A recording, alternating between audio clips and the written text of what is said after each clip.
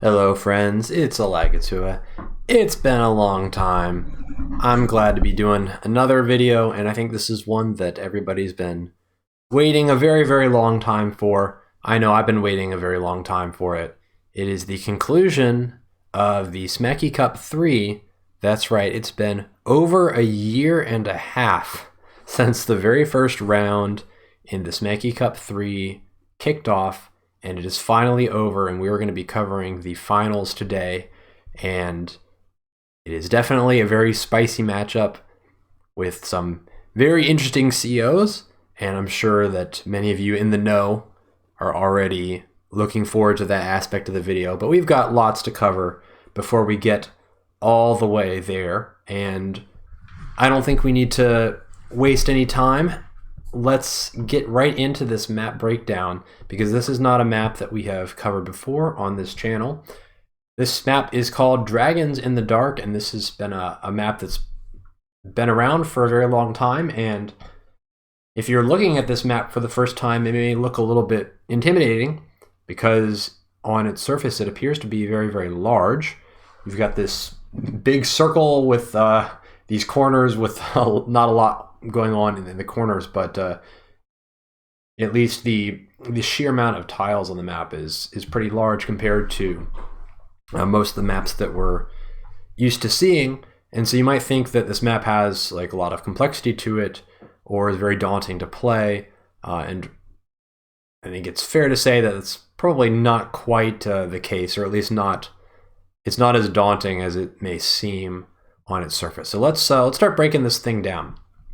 So we've got three bases. We've got a base here, a base here, and a base here in the netherworld. That's kind of the third base up there in the forests. And then this map is characterized by some very different reinforced paths from each of these bases. And so unlike some maps where a lot of the bases kind of flow through the same route to the front lines, all of these bases are very different.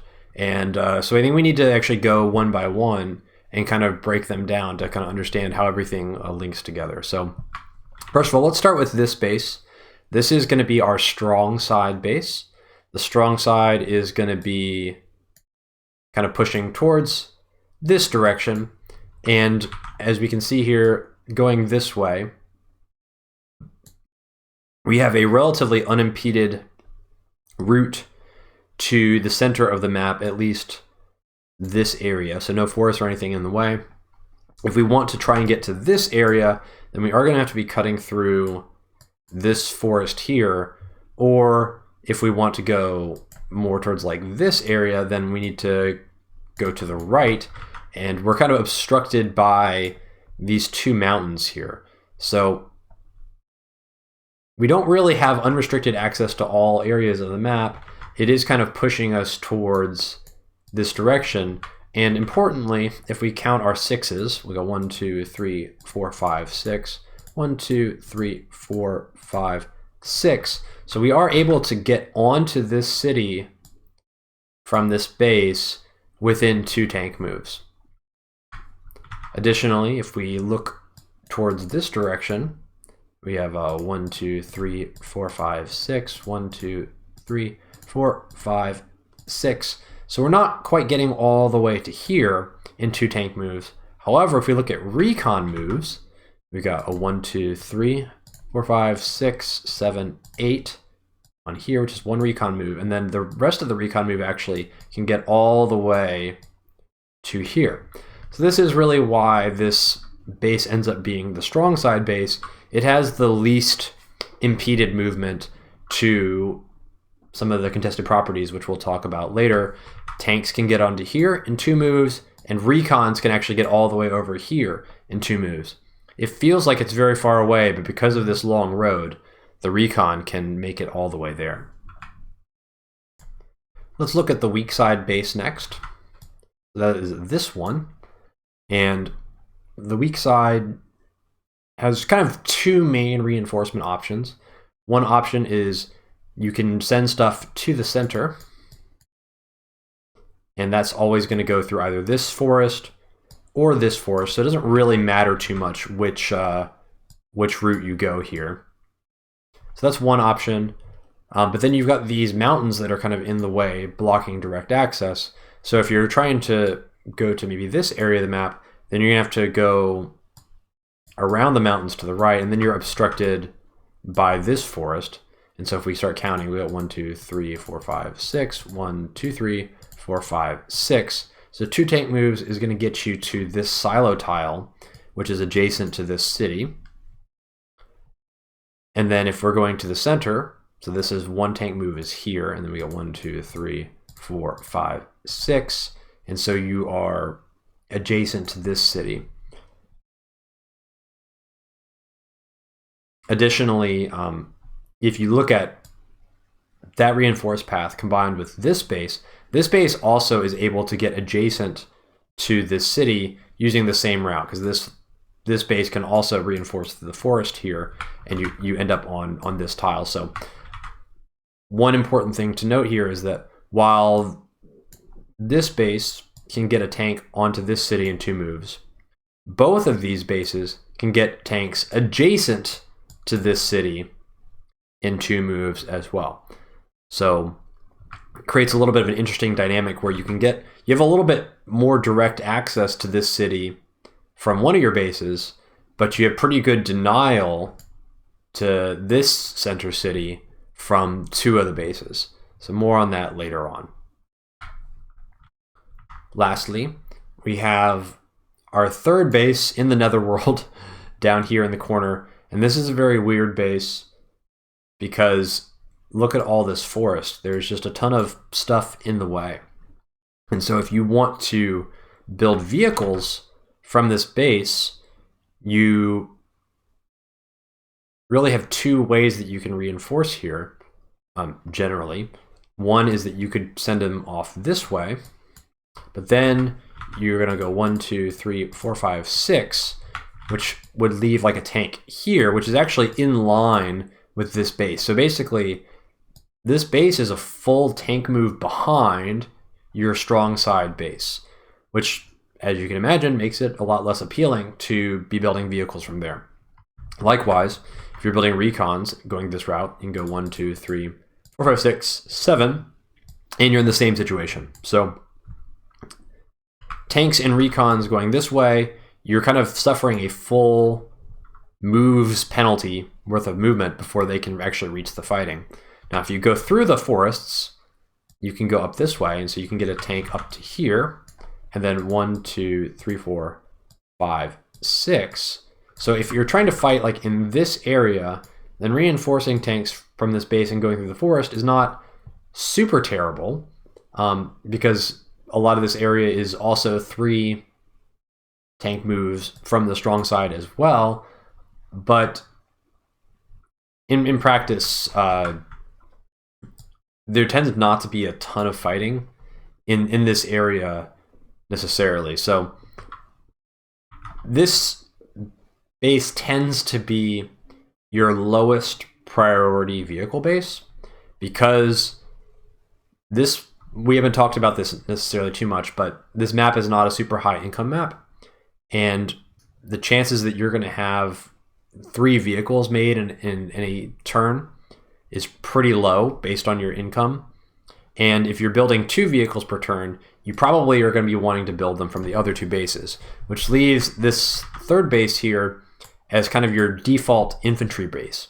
And it works pretty well as a default infantry base because the infantry are not going to be obstructed by these forests, so they can kind of go this way. They have to suffer some kind of movement penalty at some point, unless you're sending them over here, right? Because your infantry are going to go here, and then they're going to go here.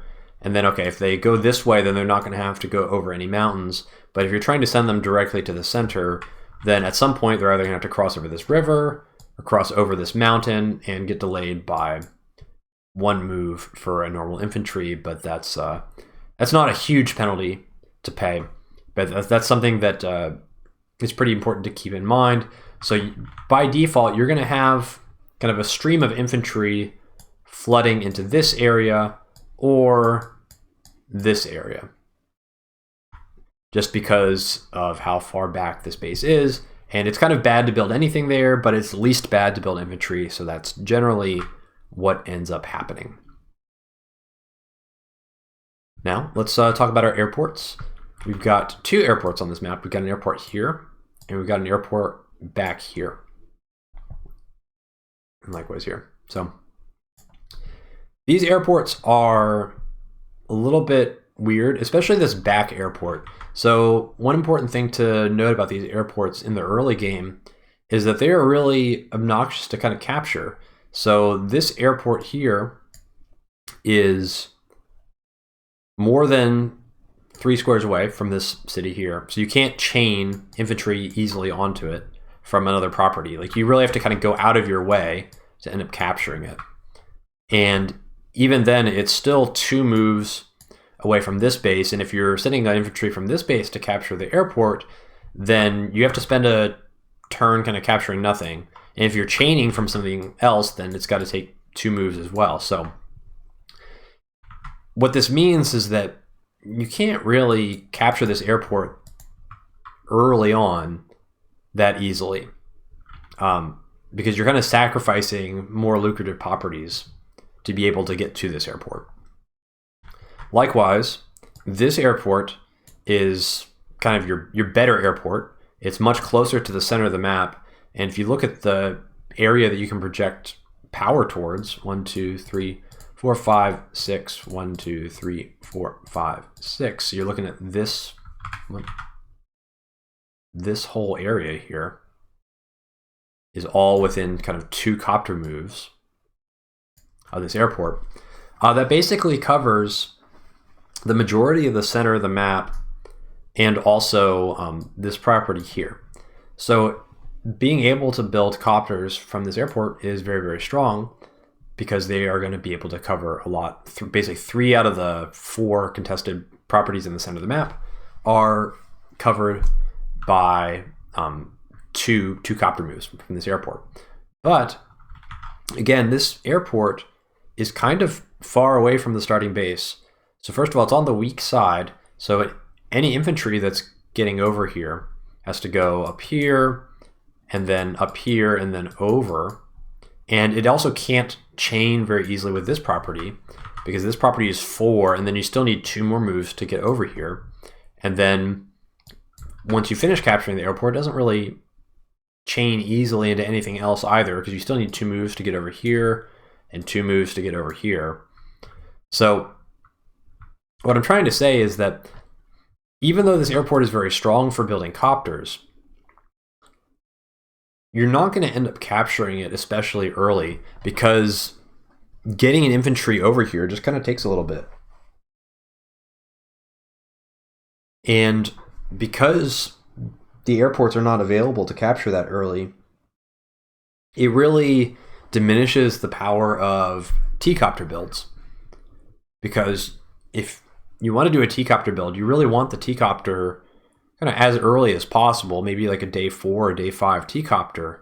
But because the airports are so far away from the bases and they're kind of uneconomical to get to early, you are not going to have the airports captured that early. And really the one you could get the fastest is this one, but you're really sacrificing efficiency elsewhere on the board by sending an infantry all the way out here very early, because you want to be sending your infantry out this way, because once you're done capturing stuff, then there's more stuff to capture in this direction. But if you go this way, there's really nothing else for the infantry to do other than just hike all the way to the front, and that's a long ways away.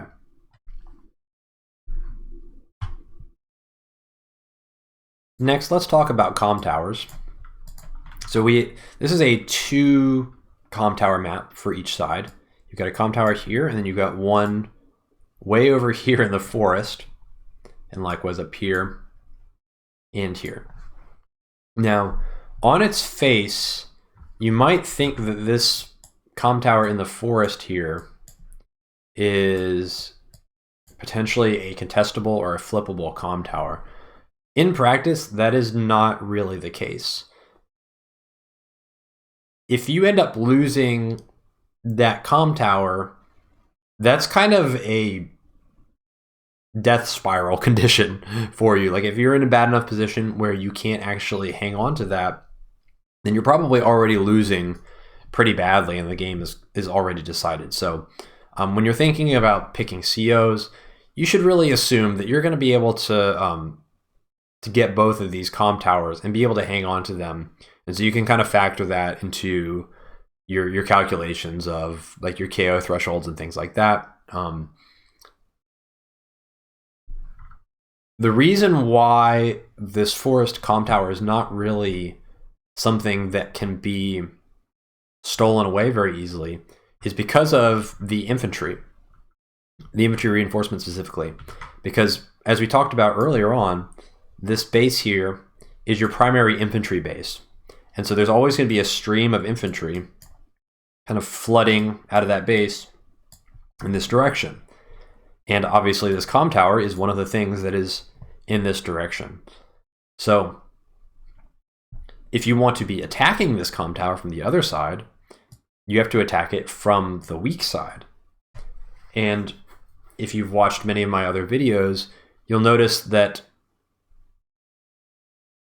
it's a very common theme in map design for a very recurring characteristic of maps is that the weak side base, or the weak side front specifically, ends up very infantry constrained.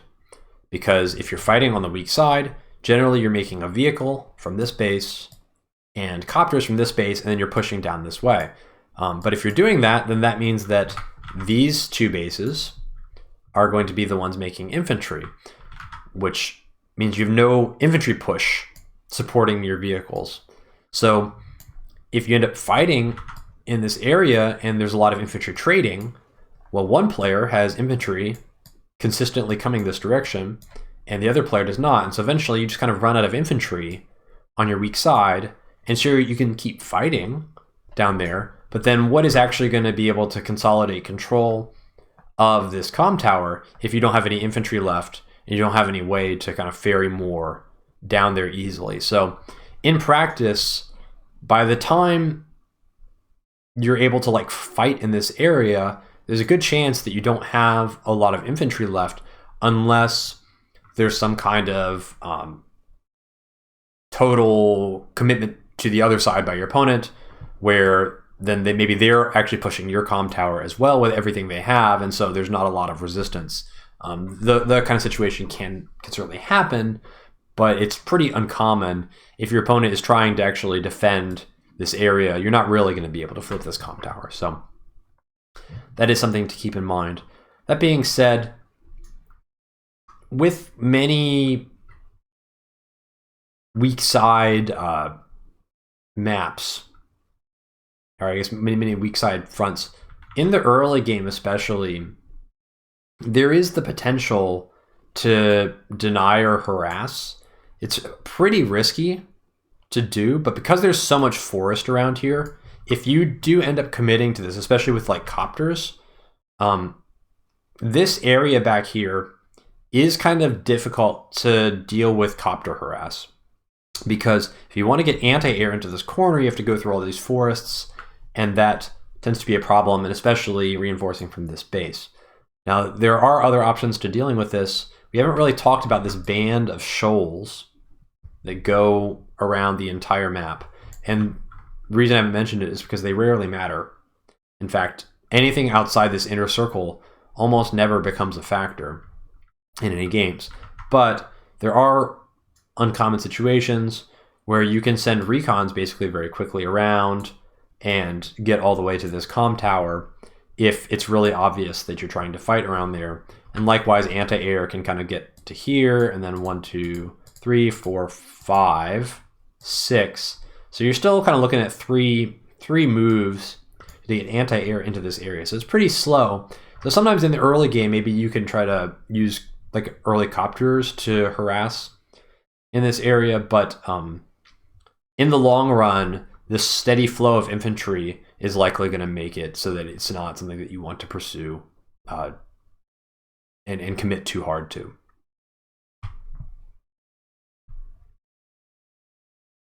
lastly, we do have an HQ here.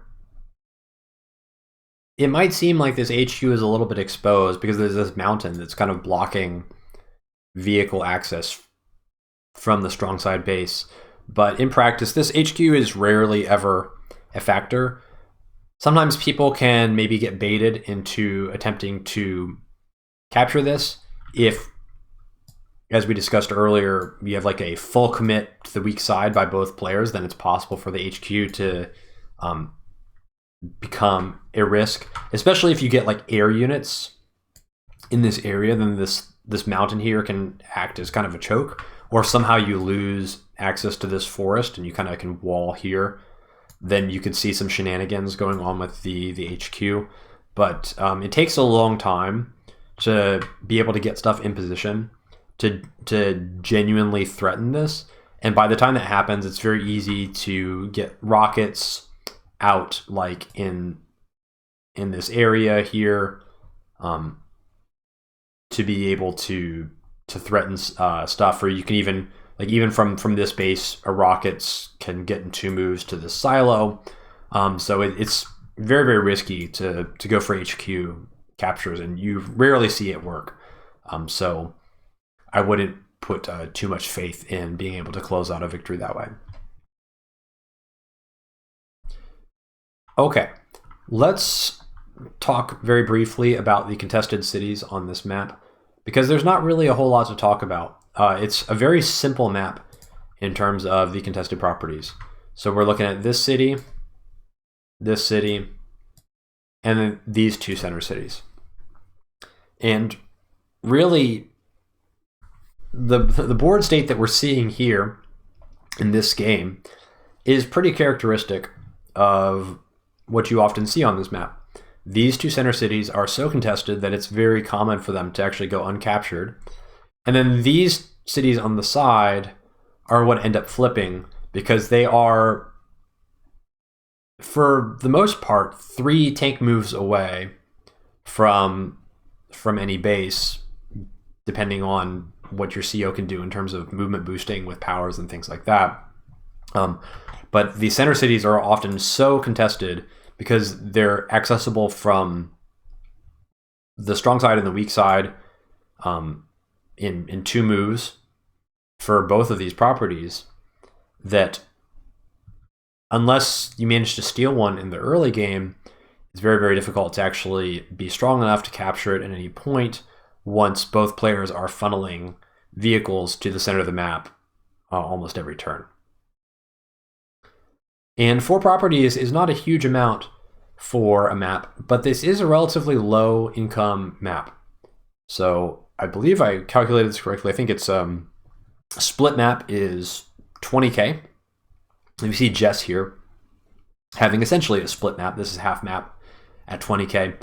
And 20K is a relatively low amount of income for a normal fog map. It's not crazy low. It's not like Dirty Martini or anything like that. But it's definitely on the low end. And so 20K is enough to build like copter tank infantry, or copter anti-air infantry if you manage to get a full half map. But it's not really going to be enough to build like triple tank or an airport plus 2 vehicles, unless it's like recons or something like that. So you're generally looking at about 2 vehicles per turn. And what this means is that this map ends up being very, very brawly. And it's very, very brawly because the reinforced to the center is so fast. A lot of fog maps, your kind of band of contested properties are all going to be in this 3 tank move no man's land that often emerges in the center of the map. Like you have some sort of strip of tiles in the center that are 3 tank moves away from both players. That doesn't exist in this map, other than kind of this sliver over here. So this whole center of the map is going to be 2 tank moves away. And what ends up happening a lot of the times is you just have tanks funneling in from the strong side, tanks funneling in from the weak side, and copters funneling in from the airport, and they all kind of smashed together in the middle until someone comes out ahead, and then generally the game is over, or somebody comes out ahead and then they overextend into here and they get their face smashed because they maybe get too close to the airport, and so they start getting like one turn copter reinforced from this airport, and then they lose their advantage and then it swings back the other way. So that is generally how the game is characterized. But there's another major this characteristic of this map that we need to spend a little bit of time discussing, and that is the abundance of mountains on this map. So sure, there are two very contested cities in the center, but if they're so contested that you can't realistically take them, then why do games end up turning into big headbutting fights in the center? Why don't people just focus more on the sides? And one of the reasons is that not only are these cities in the center very contested, but there's also these two mountains in the center. These two mountains are incredibly valuable, and if you give up especially the mountain on your side of the map, then this has a lot of really negative consequences for you. So this top mountain is going to belong to player 2. I think top player is player 2 anyway. This mountain's belonging to the top player. This mountain's belonging to the bottom player. And so not only can this mountain see like a lot of kind of the contested area, and you can see all the way kind of where the copters would potentially be reinforcing to. So 1, 2, 3, 4, 5. 1, 2, 3, 4, 5, 6. So any kind of second move from your copter is going to be able to be spotted just by an infantry on your side of the map. So it's going to give you a lot of intel. But if for some reason you manage to capture the mountain on the other side, then you're actually seeing 1, 2, 3, 4, 5 all the way to this line here. And this line actually is going to be where one tank move reinforces are coming from the strong side. So 1, 2, 3, 4, 5, 6. So generally your tanks or whatever is built from here, your tanks or recon, are going to end up on one of these two tiles. And so if your opponent can actually see all the way here, then they're going to know what is coming the following turn and be able to design whatever they're doing around that information. And if you want to avoid that, then you're really forced to send your vehicles this way. And if you do that, it makes this whole contested area of the map very, very difficult to support. Because if you want to go here and then you want to actually fight this way, then you're getting nailed by, now you're obstructed by two forests, and you don't really want to be sending vehicles this way as well, because you're kind of losing an extra turn's worth of tank movement to build stuff from that base. So that can make you very vulnerable. So you're kind of forced to commit to the center, at least enough to be able to hold on to this mountain at least, let alone denying your opponent access to these center tiles. But it's not just the center that has a lot of influence from the mountains here. The side fronts fighting over this contested property also have very important mountains on both sides. So especially this mountain, and on the other side, these two are very relevant as well. And they're both relatively safe, or at least within the territory of their respective players. So the bottom player is usually going to have access to this mountain, at least early on. And the top player is going to have access to this mountain. And so any infantry on these two mountains can see each other, but they are 5 squares away. So being on this mountain kind of means you can see each other, but you're just out of reach because they're 5 tiles away, but infantry can only move 3. So what this means is that when we talk about contested properties, there's a lot of fighting certainly over the contested properties on the map, but also very important are just the contested tiles. And especially on this map, there are really contested tiles as much as there are contested properties, because if you get into a position as the player on the bottom where you can either deny or control this mountain, that actually opens up certainly this property at the very least, but potential to push in this direction if you can kind of deny vision. And it works together with this mountain as well. If you control this mountain, then these two mountains together kind of act as a choke. You know, there's like this little area here where it's all low defense terrain, and if you can kind of get in here, and especially like in this section of the map as the player on the bottom, then it can actually be very difficult for the top left player to be able to root this out, and you end up with a lot of offensive options if you're able to secure this, even though strictly speaking this property is going to be 2 tank moves away from here, and you're getting pretty close to this base as well. There's the potential to at least threaten these 2 cities just based on the geography here, and certainly having control of this mountain provides you with a lot of valuable information about what is coming from both of these cities, or both of these bases rather. Likewise, on the other side, if you're able to capture this mountain pushing in this direction, then you can see up to 1 tile away from the airport. And what often happens is that you end up in situations where, as the bottom player, you push,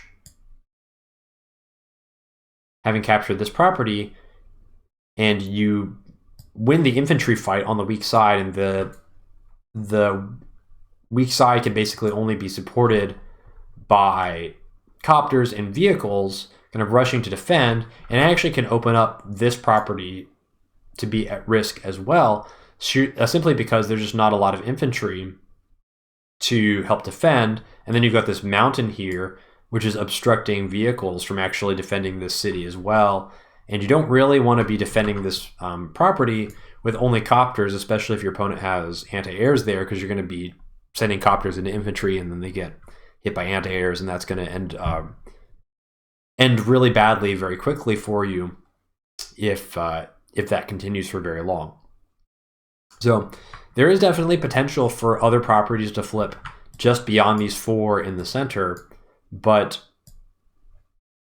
that really can only happen based on controlling the key terrain on the map to be able to give vision, so that you know, is my opponent vulnerable, and also make it very risky for your opponent to defend, because they're not going to have that vision to know how heavily you're committing to in any particular direction, and if you're shifting, if you're going to continue pushing, things like that. It makes it a lot easier to win.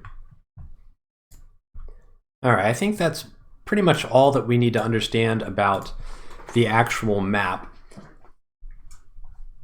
Again, we know that this map looks very intimidating on its face, but there really isn't a huge amount to it compared to some of the other maps that we've broken down on this channel before. So don't feel too intimidated, because kind of anything outside the circle is very unlikely to become relevant in an actual game. I think now we can start talking about the COs, and there's a lot to talk about in the COs in general, and also in this particular tournament matchup. I guess to get things out of the way at the start, this CO tier for the grand finals of this Smacky Cup 3 is tier 4 plus Grit, which is very bizarre. and we'll get to Grit in a little bit. But first, let's just start off talking about the tier 4 COs in general, and certainly Jess. Here, I'm gonna actually pause this video because I want to talk about the turn that we're about to see here once we get to discussing Grit. But there's a lot of tier 4 COs that you could viably play on this map. I think really you could almost pick any tier 4 CO, and there's merits to the pick. I know that's kind of a staple of my analysis of tier 4, which is that in tier 4 matchups, the better player just tends to win regardless of what CO they choose. But you can kind of make a case for almost any CO on this map. Maybe other than Sammy. I think Sammy's going to have a tough time, but we can just go through one by one. Certainly Jess, very, very strong because tank reinforces to the center are very strong, and recon movement is very good to the side as well. And with Jess and two towers, your tanks are going to have a chance to one-shot infantry on roads, which is very, very strong for wall breaking. And there are a lot of relevant roads, especially in the center of the map, and then around these contested properties on the side. So there's going to be opportunities to take advantage of that. And additionally, the CO power and the superpower are going to activate additional reinforcements, especially if you're fighting in the center, from like the weak side base. Getting extra movement or 2 squares of movement from those bases is going to let you get extra vehicles to the fight, which is very important. Additionally, again, with 2 towers, especially with a superpower, the recons are going to end up hitting 1-hit KO threshold for infantry on a lot of tiles. Certainly plains, I think maybe even forests. I'm not sure, I didn't bother looking it up, but being able to 1-hit kill stuff with your superpower is a very, very strong thing. It allows you to get more hits on more units, because if you're destroying them in one attack, then nothing else has to attack that unit. So it's very, very strong. For your other COs, I think Adder and Cole, if you're going to play those COs, then you're focusing more on your infantry.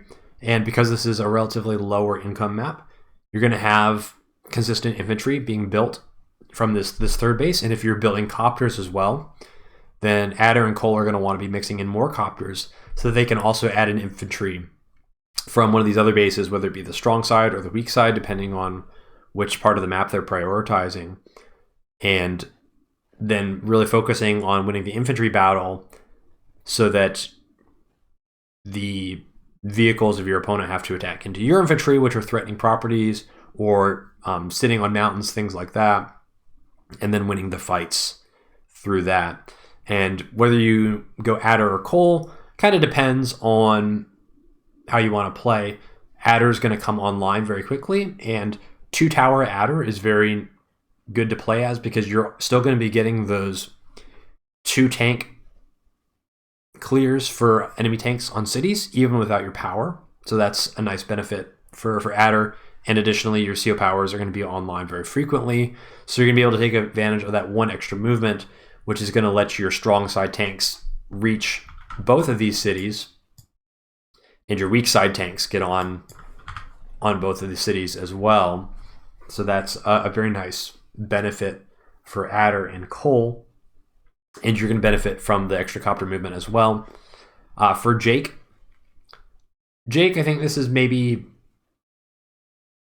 not quite as good of a Jake map as it would be in many other tier 4 situations, but there is a lot of grass here in the center, and this area tends to see a lot of fighting, so you're likely to be able to get value from that. Additionally, artillery are really good on this tile, and getting an extra range on your artillery in a pinch can potentially be very strong. And then also getting the damage bonus on the copters, because this airport is so close to the center, you're going to want to be building a lot of copters, and so Jake is going to benefit from that a lot. So certainly a lot to like for Jake.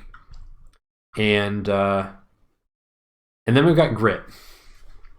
And Grit is weird. It's very weird. Generally, Grit not allowed in tier 4. And I think the only reason that Grit was allowed in tier 4 is because some people thought that Grit would be bad enough on this map to the point where tier 4 COs can compete with Grit. And I think that's actually true. Some people maybe thought that was a controversial decision, that Grit would just wipe the floor with anybody here, but I don't really think that's the case.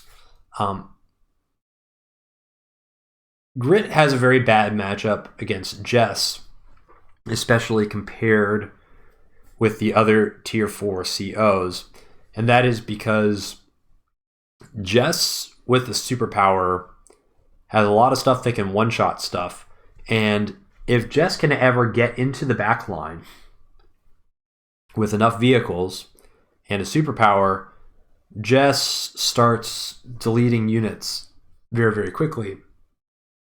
And I've been holding on to this turn here, so why don't we just start watching this turn? So this is what happens when a Jess superpower goes off, and Jess has a lot of stuff that can reach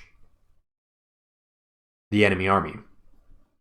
You can see that there is a lot of stuff here that is dying in one hit, because all the recons are one-shotting stuff, the anti-airs one-shotting stuff, and all these tanks can reach the battle from very, very far away. And it's just one shot after one shot after one shot, almost another one shot of an infantry on a city. And here's where it gets crazy, because now the wall's been broken through, and now the tanks are starting to one-shot artillery. And that is really where things get out of control. Because sure, maybe some of these tanks are going to be surviving, but without artillery, Grit has no power. And without the ability to counterattack, Grit cannot fight. And so when you're playing as Grit on this map, and especially against Jess, you are always one turn away at the wrong time from getting completely obliterated off the map and being dead. And you're really only as strong as your ability to wall and keep Jess's tanks out of your backline. Because if Jess is able to catch you in a moment where you are consolidated and Jess has superpower up, then this is what happens. And 3 artillery got hit, and Grit is kind of spread out. Actually, 4 artillery got hit because this guy got hit as well. And so even though, sure, Grit has infantry on these mountains, and a lot of these tanks didn't die, the reality is that Grit can't fight this anymore, because Grit needs to basically clear all this and rebuild the wall in order to be able to maintain this position. And that's not going to happen with what we see here. So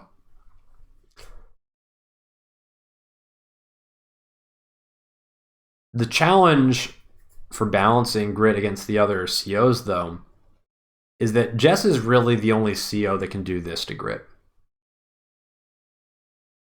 With superpower, Jess is critically getting the ability to have recons do one-shots of infantry on planes. That is a really, really important threshold. And for the most part, other COs are not going to be able to have that luxury. Maybe Jake could if things are on planes, but that's a little bit more limited of a situation. But Jess can... infantry cannot wall against Jess once the powers come online. And that creates big problems for Grit, because Grit is really relying on the wall absorbing a lot of vehicle hits, so much that the artillery that are behind the wall can stay alive to do a really massive counterattack to be able to punish a big commitment from the other CO. And the second that Grit can't wall, Grit basically can't hold whatever position Grit's trying to hold on to. With COs other than Jess, even with the superpower up, you're not really hitting those one-hit KO thresholds.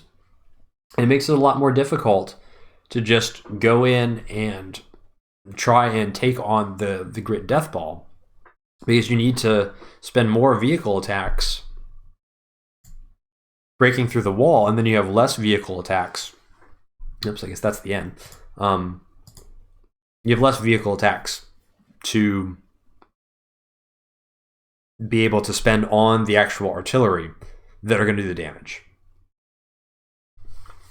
One of the nice things about getting through my semifinal match relatively early, and the other side of the bracket taking a really long time, is that I had a lot of time to think about what I wanted to do, which I basically squandered entirely and paid no attention to it. And then finally the match arrived, and I had like 3 days to figure out what I wanted to do.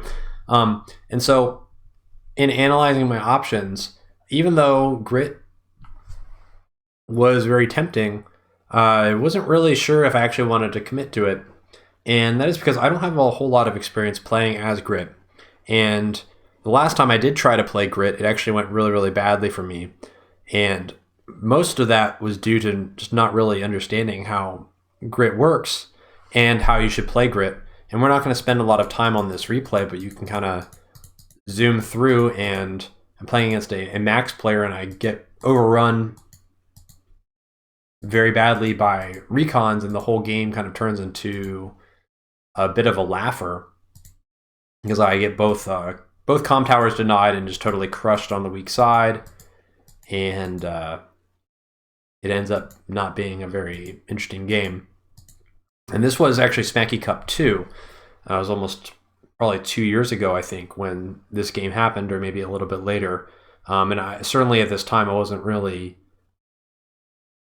as experienced as I was. And I'd never played Grit before in a meaningful game before this game. I just kind of went for it on a whim due to, I think, some inexperience, lack of prep time. There's some things going on here that kind of led to this. But anyway, so I got knocked out of Smacky Cup 2 relatively early on, pretty much entirely due to picking Grit. So once bitten, twice shy, I think that's the whatever the phrase that people say. But so I wasn't really a slam dunk on picking Grit again. Just felt like if I had something similar happen to Smacky Cup 3, then it might become a thing where I become a meme where I only lose in tournaments when I pick Grit or something like that. So I wasn't super sold on that, but at the same time, I did kind of want some redemption, right? Like I picked Grit, went really badly, and now it's like 2 years later. Let's see what I've learned over these 2 years and if I can actually make it work. So these thoughts were kind of floating around my mind, and basically I was torn between either picking Adder and playing a pretty normal game, that was going to be my pick, or going for Grit. But fortunately, in the time that it took the Smacky Cup 3 finals to start, the Smacky Cup 4 had completed, and with that tournament's completion, I felt like some of the pressure was off for me. And so I figured, hey, let's give this some serious consideration. And I put together some like potential openers, and I asked a friend of mine to do a really kind of casual practice game against me as Grit, just to see if some of the ways that I was thinking about this matchup would actually hold up. And a lot of times it's very fast for me to learn from a practice game, even if it's not particularly serious or optimized, because I can get kind of the feelings and the vibes, and I can discover, like, okay, are there any major misunderstandings with the way that I'm thinking about how things will play out. And when I'm doing these practice games, I don't necessarily care so much if I'm winning or losing. It's really all about what I can learn.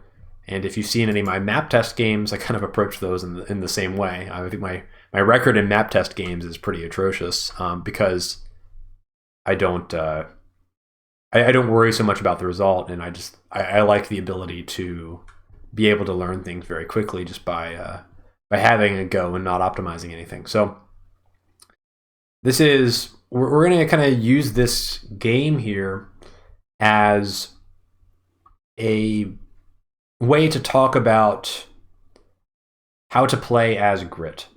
There's not something that we have covered on this channel before, and I don't think this is really covered in depth in really any channel, and I don't really think there's very many people that are qualified to talk about how to play as Grit well, and frankly, I don't even know if I'm qualified to talk about it, but we're going to give it a shot.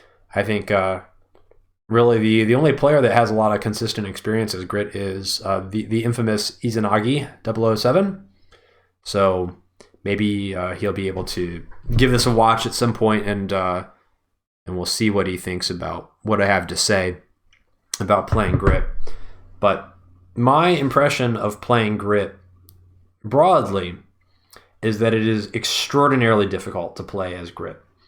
I would put Grit in the category of COs with very unintuitive or specialized styles. And I think Grit maybe even is the most specialized out of all of them.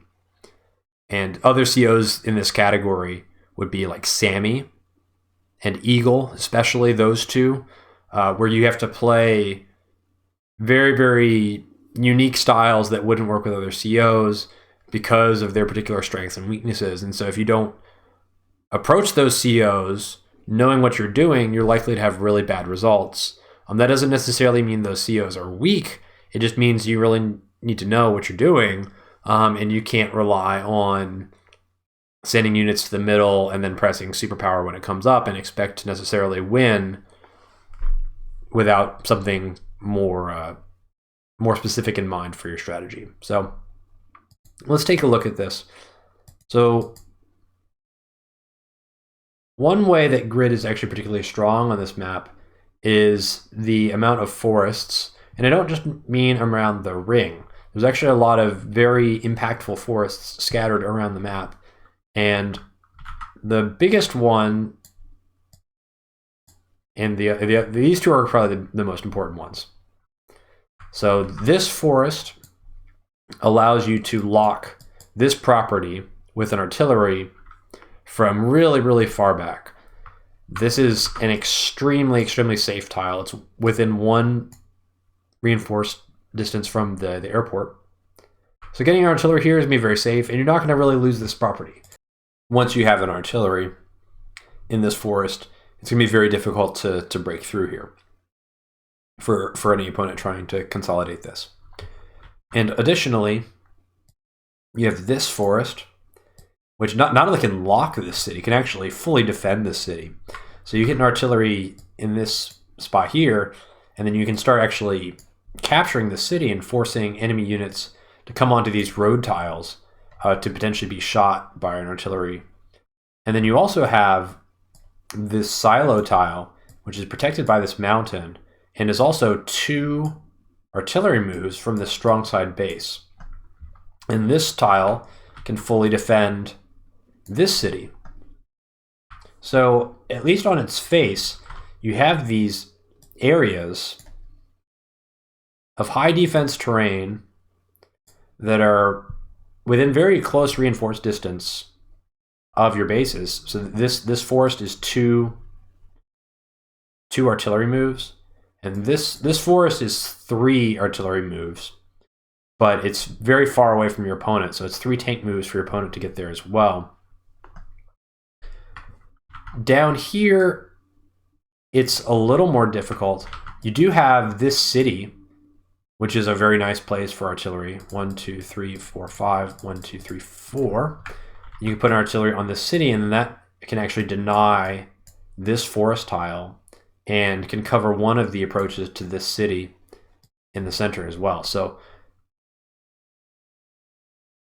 additionally, you have down here, it's a little bit hard to get artillery down into this corner. And once you do, these two tiles are very good for artillery because they can block, or they can lock access to this contested city. So there's a lot of really good positions on the map for Grit to be able to put artillery that can lock a lot of the contested properties from very far back, and it's going to force your opponent to really overextend if they want to actually win any contested properties.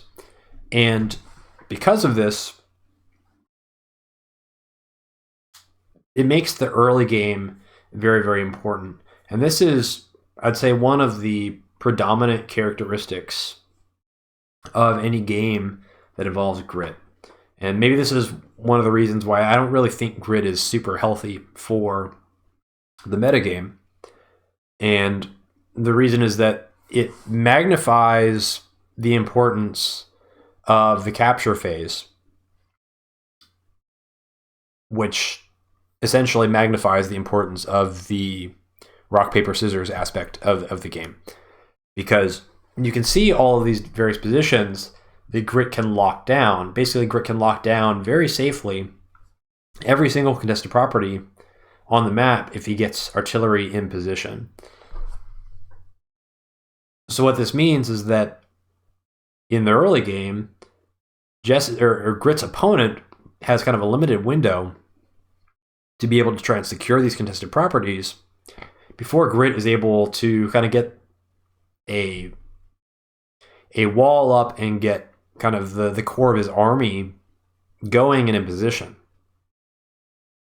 And if Grit's opponent is not able to secure those properties before that happens, then it may never happen. Those properties may get locked potentially for the rest of the game, and so that window is going to be closed. But similarly, if Grit's opponent is able to get access to these contested properties very early on, then it does make it very challenging for Grit to ever get those back, because Grit can lock them, but it's simultaneously not very easy for Grit to capture them.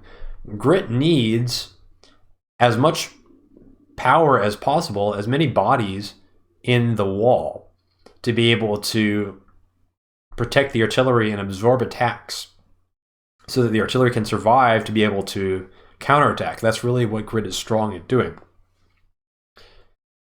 So much of the trajectory of the game is going to be determined by the first 10 turns or so, and it's all about who gets these contested properties. And this is why I talked about this in my video in Smacky Cup 5, where I was playing a Von Bolt against Grit game, where Grit tends to face a lot of early recons, and this is the reason why. You have a lot of early recons, which forces Grit to play defensively, to defend his infantry, which buys time for Grit's opponent to be able to lock down all the contested properties before artillery get out on the map. We'll talk a little bit more about the dynamics of kind of how Grit gets out on the map and starts to build up that death ball to be able to have a chance of winning a little bit later on in this game. But let's just kind of see how this plays out first for the first couple of turns.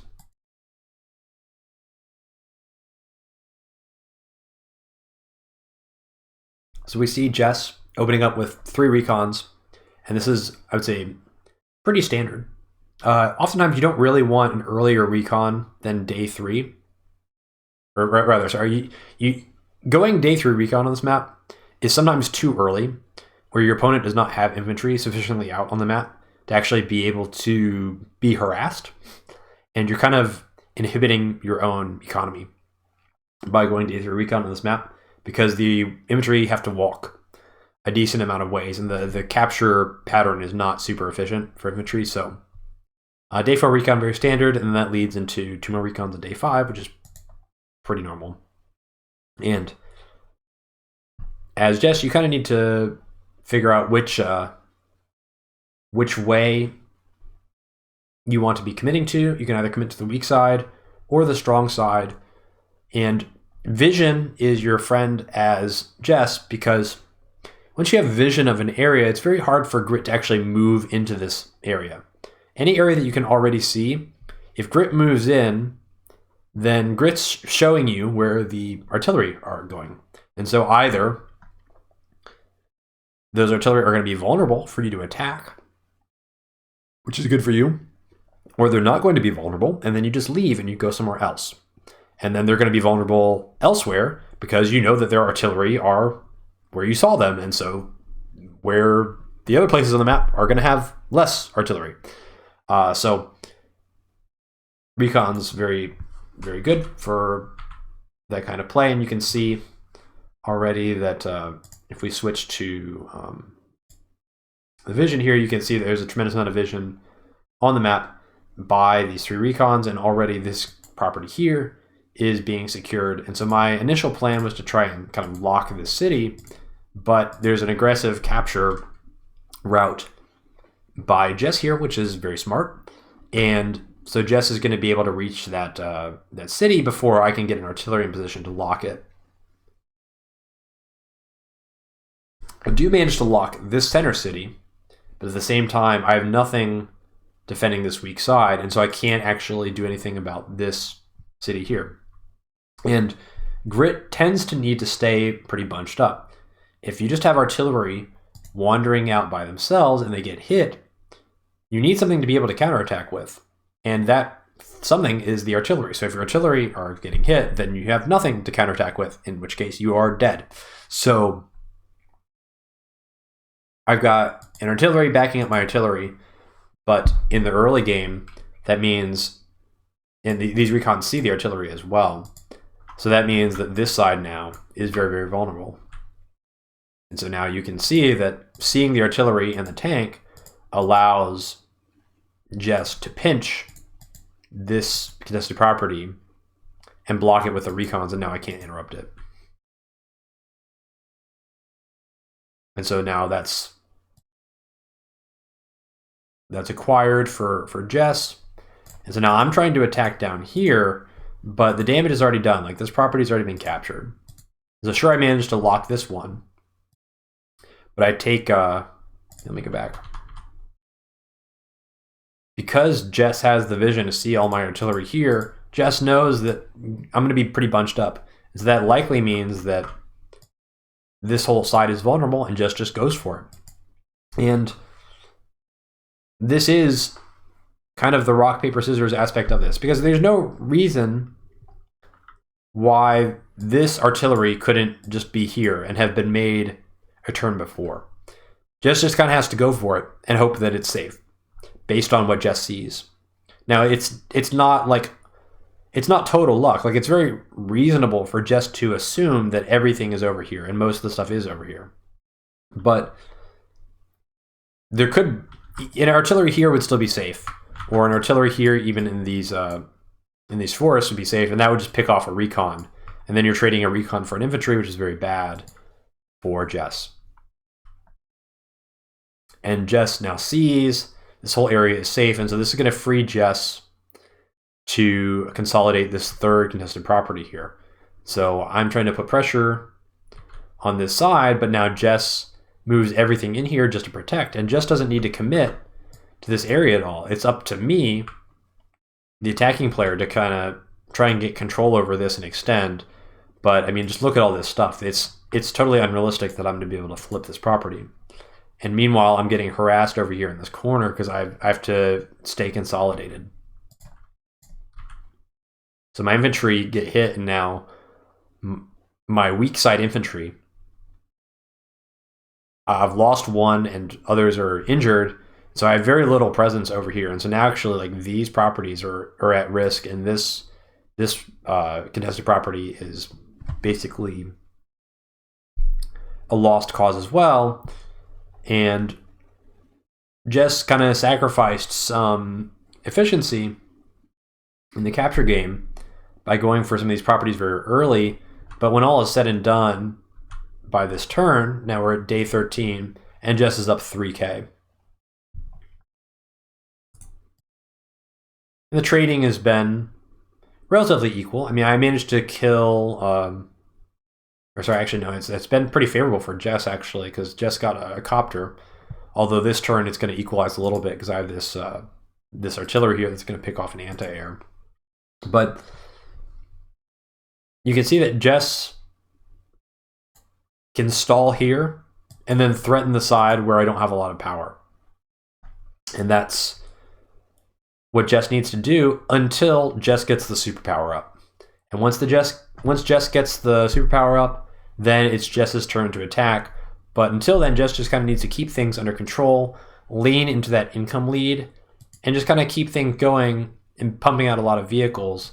And then when the superpower happens, that's when things are going to get very dangerous for Grit.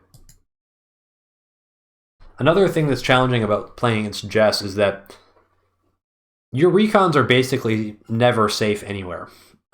They are they one-shots on planes? Maybe not. Certainly, as soon as any powers go online, they're one-shots on planes. I think maybe any chip makes them one-shots on planes, and certainly they're one-shots on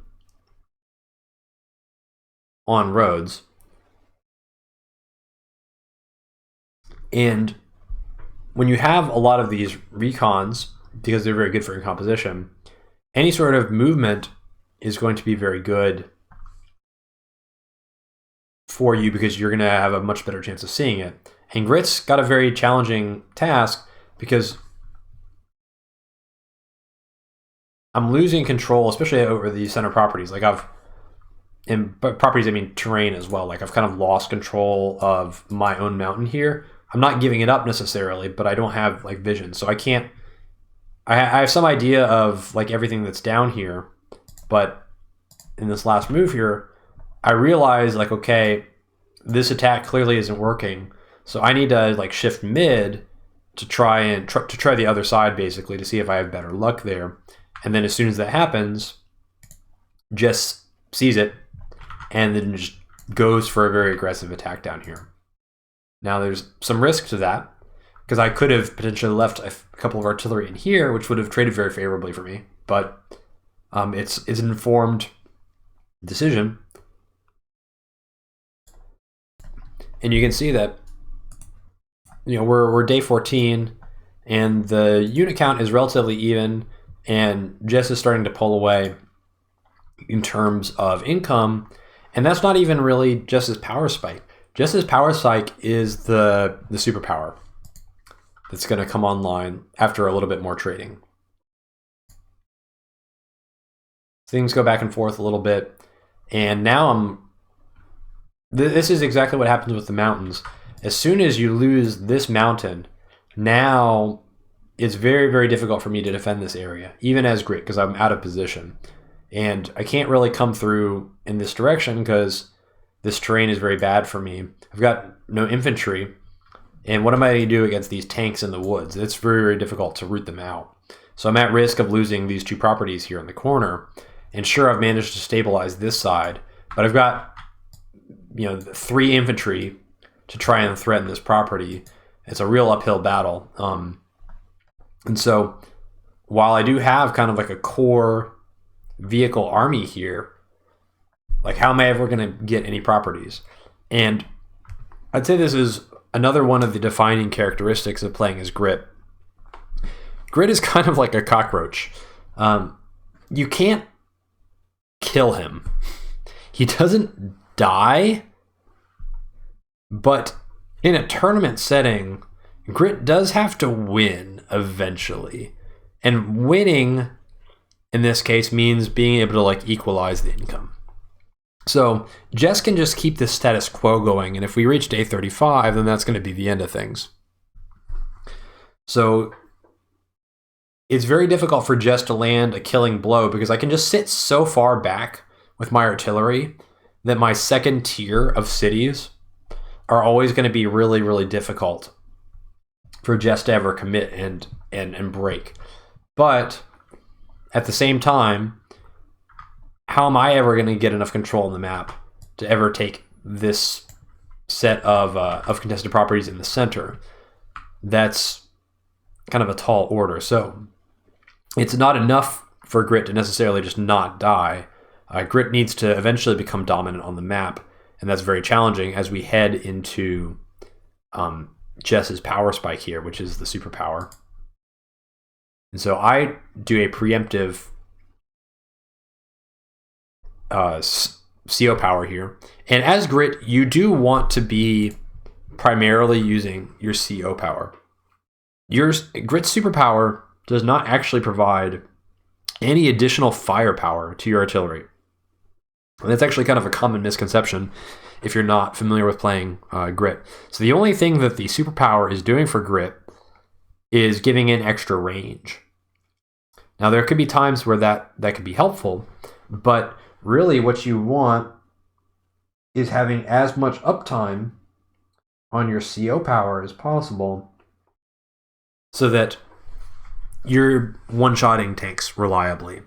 And when you have the CO power up, you're pretty much going to be able to one-shot tanks on anything other than cities. I don't know if a forest has a role, but certainly with 2 towers, any tank on a plains is going to be one-shot. So you just want that available as much as possible. And even if you have the charge available and you don't use it, your opponent has to play around the threat of you doing that, which is also valuable in itself.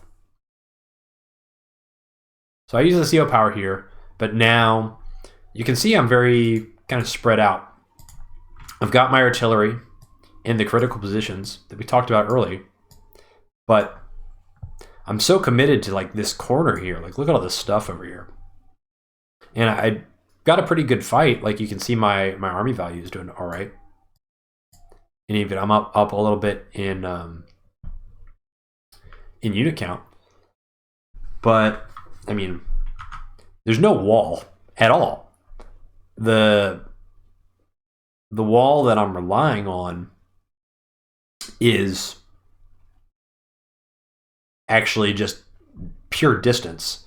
I'm counting on my stuff being so far back that even with superpower, Jess is just not going to have enough stuff to reach me, which is not ideal. The superpower goes off and I take a beating here. You see my unit count goes down a lot, and even Jess is not especially overextended. Some of these units are going to be very vulnerable, but importantly, Jess has managed to consolidate this comm tower, and so now it's going to be three comm towers to 1, and you're starting to get into situations where Jess tanks are going to be one-shotting infantry on planes, even without any powers at all, which is pretty crazy. And I think maybe even recons have a chance to one-shot infantry on roads, so that's not good. This is, however, about the maximum that Jess can push realistically. It'd be very hard for Jess to consolidate any properties further than that. And you can see that Jess now is starting to run into some weak side infantry problems as well. You see the 3 infantry down here, but there's absolutely no more infantry coming down this direction. But likewise, my infantry situation is not that much better either.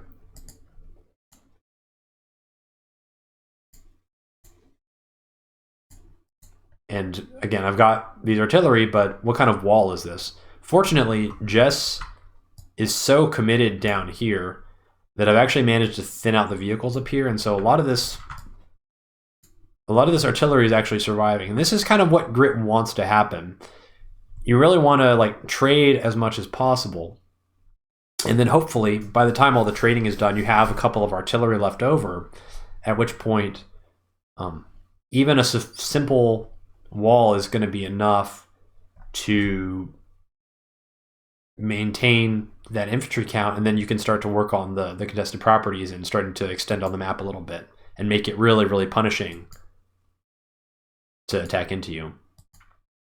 But just doing a good job, just maintaining the properties, utilizing that income lead. Finally going to try and consolidate that center city, which is kind of shocking that it wasn't captured earlier given how much control Jess had over the map. at this point. And you can see that Grit being down on unit count is actually really critical. This is another one of, I'd say, the defining characteristics of playing Grit. Grit really lives and dies by unit count more than any other thing. Army value doesn't necessarily matter because your artillery are way more valuable than their cost. So sometimes you can be down a decent amount in army value and still be quite strong because your CO power turns your artillery into rockets for a turn, which is crazy. So you can't necessarily put a lot of stock in the army value. And consequently, the income is not as important either because Grit is generally just going to be behind based on the capture phase. We'll talk a little bit more about the dynamics of that at the end of this, because that's a very important thing to understand about playing Grit. But the second that Grit is winning or tied in income, Grit is probably winning the game, because Grit would have to have a very dominant position on the map to be able to lock down the contested properties.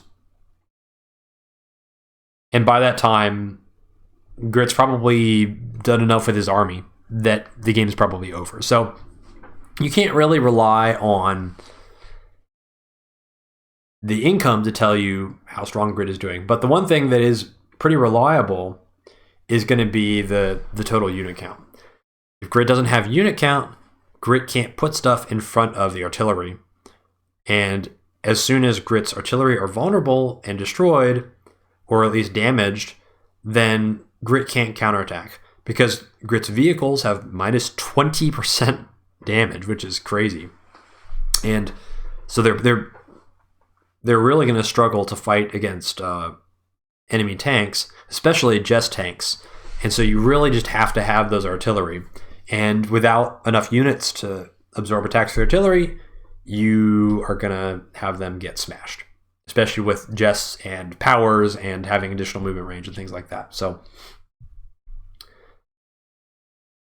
being down in unit count, not very good, although I do have charge up.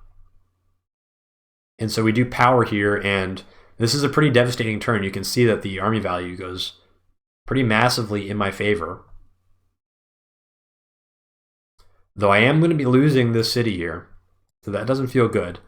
But back up on unit count, and now we've given Jess superpower, which kind of equalizes things to some degree.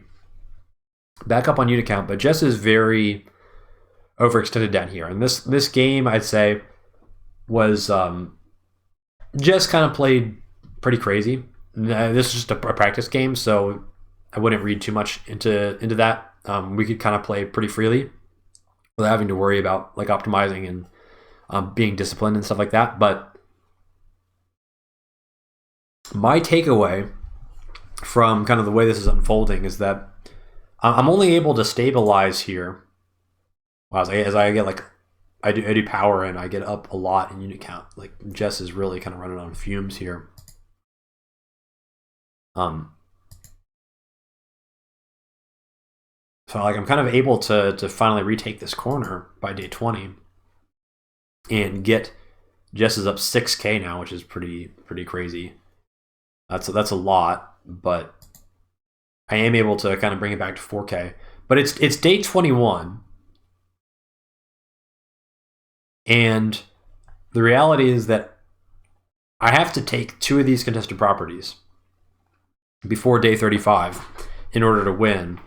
And it's not clear that I'm going to be able to do that. Now, I've really managed to like beat up on Jess's infantry. Jess has 4 infantry on the map, which is pretty bad. But in my mind, I'm thinking my takeaway from this is that if Jess doesn't extend into this corner and just focuses on camping the center 4 properties, then I probably would have had no way back into this game. And we let this one time out, and by we I mean I, because I felt like I had learned what I needed to learn from this game.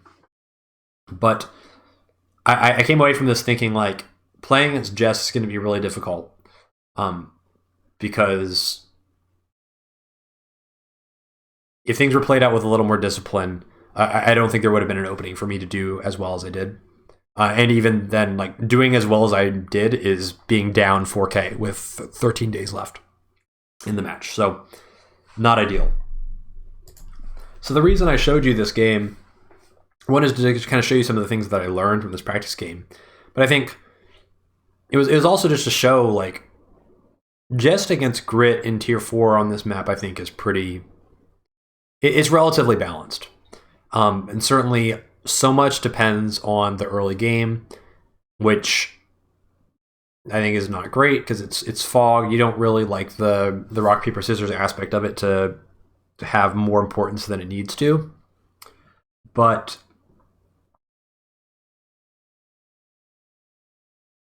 this game, I think this is a very realistic outcome of this kind of matchup. Before we move on to the discussion of the actual finals game, there's one more topic I want to cover, and that is essentially how to do this a little bit better. So what we saw in this game was kind of my first attempt at playing Grit, and I really think in the opener my concept was very optimistic, and I kind of learned that it's like, oh, it's probably not the right opener approach here. But I've opened with a tank, and so much about playing Grit and why it's very difficult is in the deployment, in balancing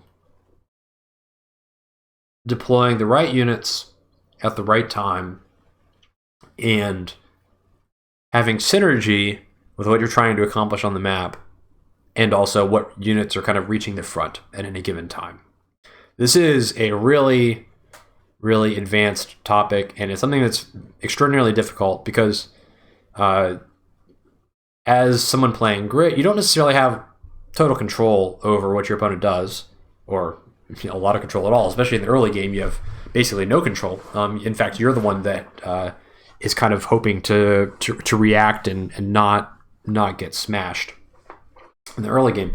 So let's talk about deployments and reinforcements and why.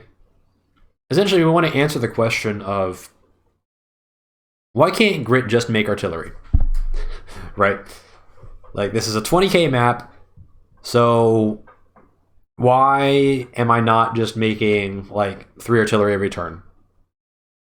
And this is a really critical thing to understand because it kind of relies on a lot of the fundamental logic of the game. And if you understand this, then it's going to make you a better player, even in other matchups. So some of this I may have covered in the Von Bolt versus Grit video in Spacky Cup 5. I'll try to remember to link that in the description. But I'm going to cover it again here, this time from the perspective of Grit. So you may think that we got this missile tile, we got this forest tile, we got this city tile, and they're all 2 artillery moves from this base or this base. So you may think like, wow, that's so good. Grit can just funnel artillery into the center of the map, and it should be basically unstoppable, or it should just be like a really good strategy just to be always producing artillery from these 2 bases.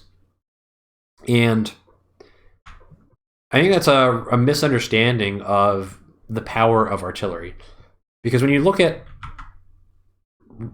artillery reinforcements, we talked about tank reinforcements from these bases, right? We talked about tanks can get all the way to here or to here next to the city, and so that allows you to do a lot of contesting of these properties. But when you're starting to talk about artillery, it's not necessarily the case anymore that you're getting 2-turn reinforcement. In fact, so you build the artillery, and then the artillery goes to here, and that's after 1 turn. And then it moves again to the silo. That's 2 turns. And then only then on the 3rd turn can you actually fire. So when you think about, okay, this whole zone is 2-turn reinforcement, that's not true. Not for Grit. This whole zone is 3-turn reinforcement when you're talking about artillery. And so actually, if you're trying to contest the center with artillery, your opponent has the advantage because they're able to reach this in 2 turns and fight, and you're only able to reach it in 3 turns and fight.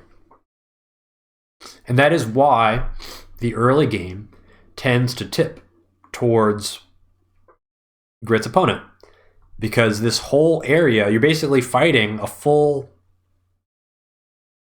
vehicle reinforcement turn behind. So when things are split map, let's say it was like 20k a piece, if your 20k is being put into 3 artillery, then you're basically fighting at any given point with 20k less than your opponent can bring to the center of the map. And that is a pretty substantial disadvantage. So, as Grit, you are always trying to balance building artillery and building vehicles or wall units. And there is kind of a science of how you want this to play out. When you're fighting Grit's opponent, there's not going to be combat every single turn.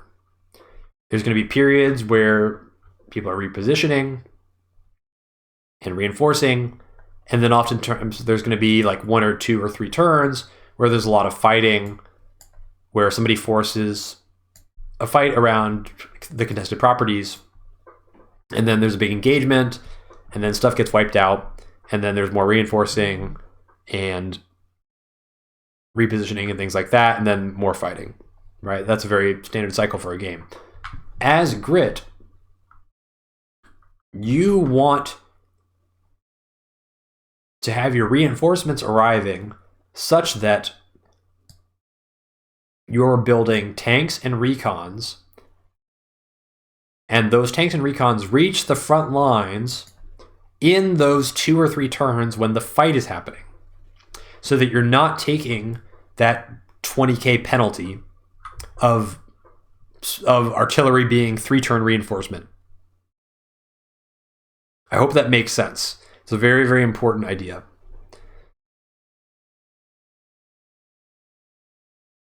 Additionally, when you're in that 2 to 3 turn, or when you're in those windows of repositioning and reinforcement, that is when you want your artillery to arrive at the front line, because then you're adding a lot of firepower to your army, and artillery is what makes Grit strong. Like, that's why you're playing Grit. You need those artillery to be able to one-hit KO stuff. Artillery are going to be one-hit KOing infantry on planes. They can one-hit recons on... I think they can one-hit recons on planes without power. Certainly with power, they one-hit. And with CO power, your artillery are one-hit KOing tanks and artillery and artillery and anti-air as well. So you really want to have a lot of artillery so that you can utilize the power of Grit, but you don't want to have a fight that breaks out and then the next turn's reinforce is a bunch of artillery, because then they have to, like, the fight's already happening and they get in position and then they have to wait a turn before they can actually fire. It's making your counterattack tremendously weaker. What you want to have is you want to have these tanks joining the fight that's in progress so that you get all your artillery fighting, and then you also get the reinforcements that are also fighting in the same turn. That if you can do that well, then you're really going to have a very powerful attack and fighting style as Grit, because you're maximizing the number of units that are fighting at a given position. But it's very hard to do, because when you are deploying units, they are not going to be arriving to the front line for 2 to 3 turns. So essentially, as Grit, you always have to be thinking about what is the future. What is going to be happening in 2 to 3 turns? Is there going to be a fight in 2 to 3 turns? Or is there not going to be a fight in 2 to 3 turns? And maybe if you're fighting at the moment, you may realize that the fight like is only going to last for 2 more turns. And so you may be desperate to have like tank reinforcements to help you with the fight, but actually the right move might be to build more artillery, because by the time the artillery reaches the front, the fighting may have stopped. So this plays into the strategy a lot. The deployments are incredibly important, and you have some influence over this with Grit, because you can choose to some degree whether you force fights or not, based on what units you have that are reinforcing in a given turn. But your opponent also has the ability to force fights, and so your control is limited there. And if your opponent forces a fight, well, you've got artillery reinforcing, and let's say that your opponent moves very aggressively into some area, and your artillery are like 1 turn behind, and you don't have them set up. You can't really move the artillery in range to fight. They kind of need to already be there.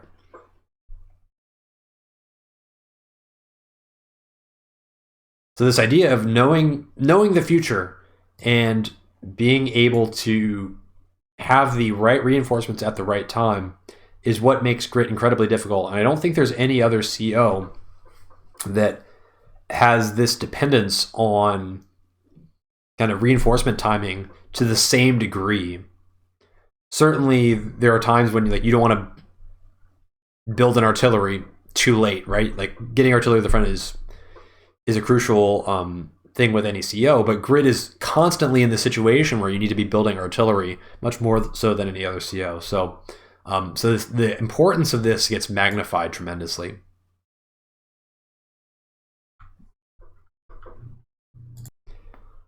There's one other, I would say, companion concept that I want to touch on briefly, and this is more of a theoretical thing. It's very hard to accomplish in practice, but to the extent that you can, when you're trying to initiate fights, you need to be wary of initiating fights that are bigger than the amount of artillery that you have to shoot. So right here, I am initiating a fight because I am capturing this property. So Jess needs to do something to deal with this. I have 3 artillery here.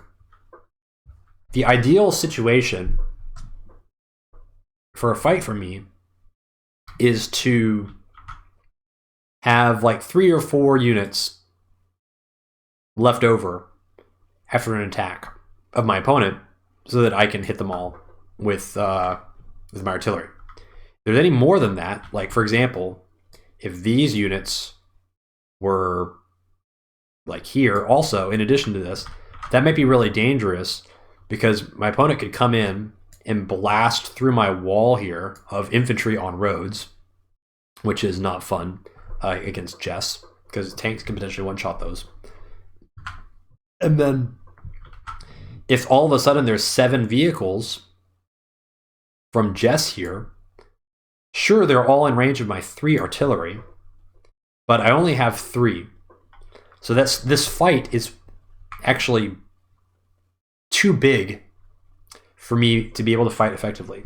So you kind of want to, as best as you can, control the size of the engagements so that your opponent isn't going to be able to pull in more vehicles, or at least like a lot more vehicles than you have artillery to counter with. And you can see that in this game, I basically fail to do this well, because here I trigger a fight, and the fight is with 1 infantry. So I've got too many artillery here, and only one of them is able to shoot. That's not really efficient. And additionally, over here, now there's 4 vehicles, and I've only got 1 artillery. And so sure, he does get value off, but this is what Jess wants. This is not what Grit wants. Grit wants these guys to be here so that I can get the maximum efficiency out of my artillery. Essentially, you want as many artillery as you can to be firing on any given turn, and you want the fights to be big so that they have the ability to fire, but not so big that they fire and there's still a ton of stuff left over. Some of that you can control, some of that you can't, but that is something that we will at least be aspiring to do in the grand finals match. And I think with that, that's all the lead up that we need to finally start talking about this match. So let's switch over and get this thing rolling. All right, so we made it to the main event here, and if you look up in the top right corner, you will see the matchup, and this is going to be a Grit versus Coal matchup. So very interesting CO choice by my opponent, and you might be thinking, well, my practice game as Grit didn't go that well, or at least not especially well. So what made me actually go through with the Grit pick in this match? And there's actually a bunch of different reasons, kind of cumulatively, that led me to commit to it. I think really the first and biggest reason was that with this Mackie Cup 4 being done already, I felt like I didn't really need to prove anything else, and let me feel free to kind of go nuts. And I think everybody wanted to see this matchup, right? So kind of giving the people what they want. I'm crazy enough to go for it. I'm not afraid of the challenge. So I think that's one aspect. But that's not the only aspect. I'm not merely throwing for content here. I actually didn't think that my opponent would pick Jess. I actually thought there was a good chance that Jaklyman would pick Jake, and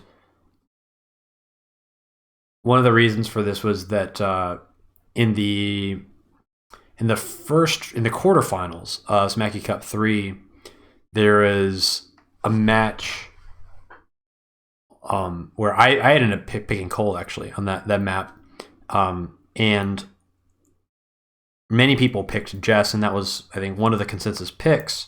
But Jaklyman actually went Jake on that map, and so I thought that this might be a situation where Jaklyman wouldn't go Jess, since he elected not to do that pick in that situation as well, when it was kind of the consensus pick. So Grit's matchups against all the other COs other than Jess are substantially better than against Jess.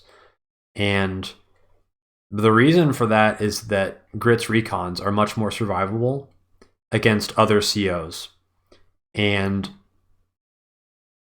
if you give Grit the ability to have recons on the map that can especially stay on planes, like that's really the key thing. Like if Grit's recons can just kind of be on planes and still require 2 hits to kill, then that makes recons a very valuable part of the wall. When otherwise against Jess, recons are basically total liabilities that are expensive and still die in 1 hit. So you don't really want them. You're kind of forced to wall with more tanks. But against Cole, you can still wall with the recons, and obviously you get the benefits of being able to see stuff with them, which is quite helpful.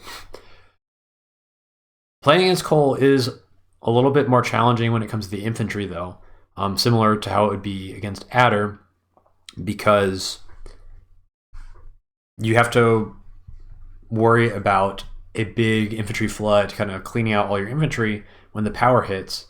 But Cole is definitely easier to play against than Adder would be, because Cole really wants to play for the superpower while Adder wants to play for the CO power. And so Cole's power spikes are going to be slower. And additionally, Cole really wants to be fighting on the roads when that superpower hits, because that's where Cole's big damage bonus comes from. But the problem with being on roads is against Grit, if you leave tanks on roads, they're always going to be one-shot by artillery.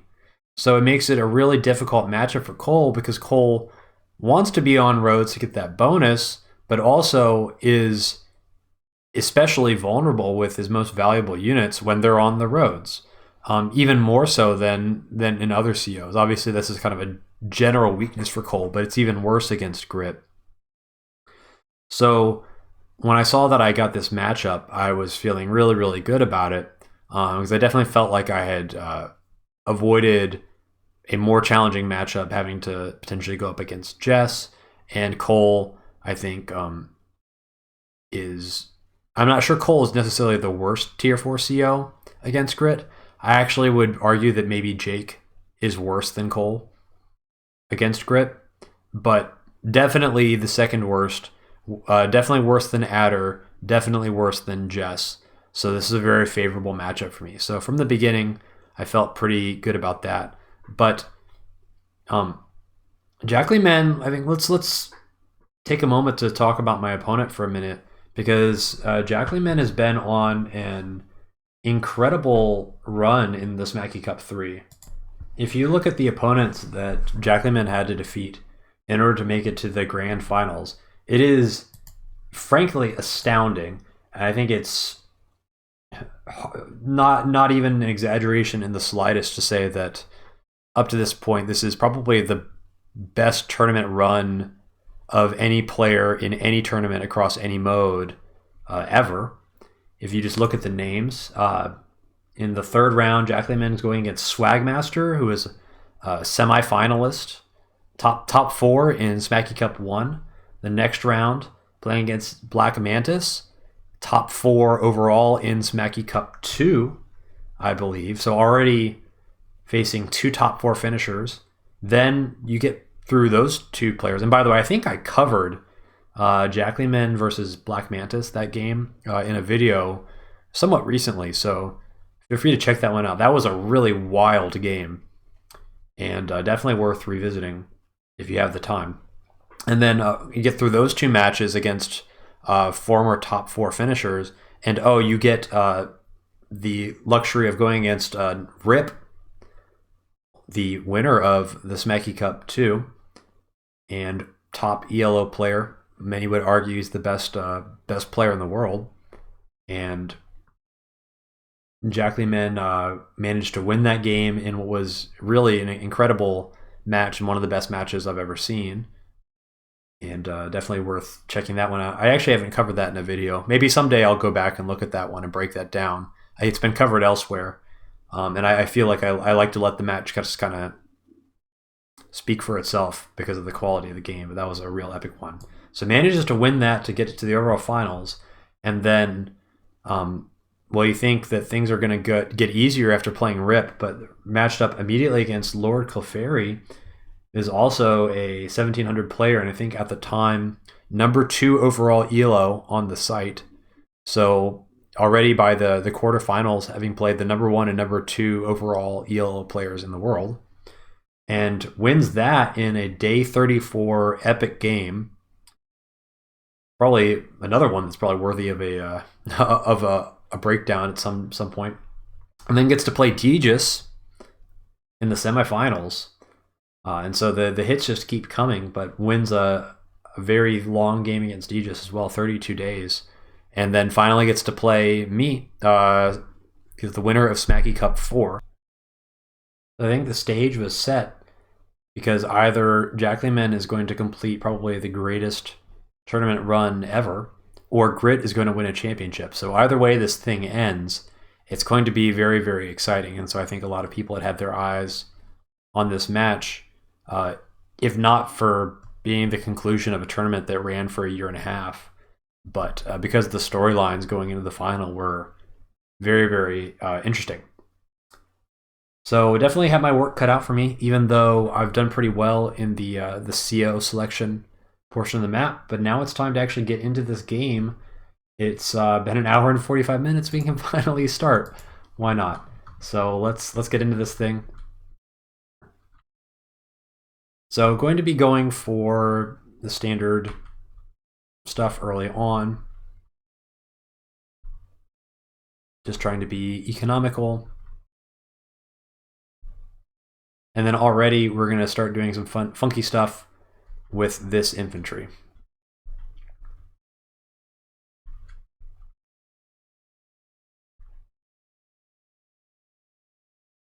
The nice thing about Grit is, as player 1, we end up with 7,000 gold. On day 4, 7,000 for most builds is going to be a recon infantry turn, but we're Grit. And so actually this works really well as an artillery infantry turn since our third base is not online. And so we've got a plan here, and we learned a little bit from our practice game that we tried, where we did a plan to try and like lock down this city and keep that neutral. That didn't go very well. So instead, we're going to try something different this time. We're going to be sending this infantry directly to this property, and then we're going to be building a day 4 artillery on the weak side to basically support this.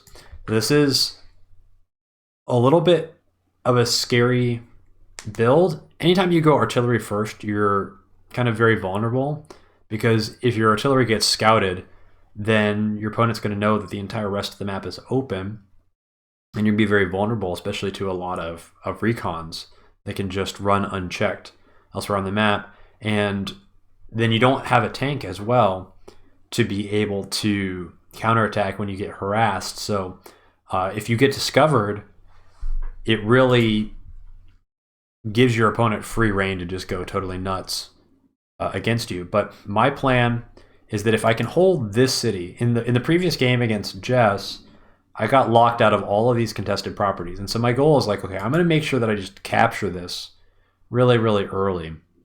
And then once I have it captured, I'll have the day 4 artillery kind of in this vicinity to be able to defend this. And then at least, even if I lose the remainder of the contested cities, I'll be down at worst 2K.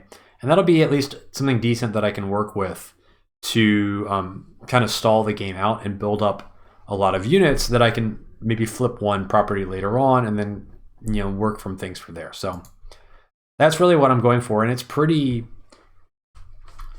I would say it's in the grand scheme of things, it's not especially a high risk opener, because we are going to this city kind of right away.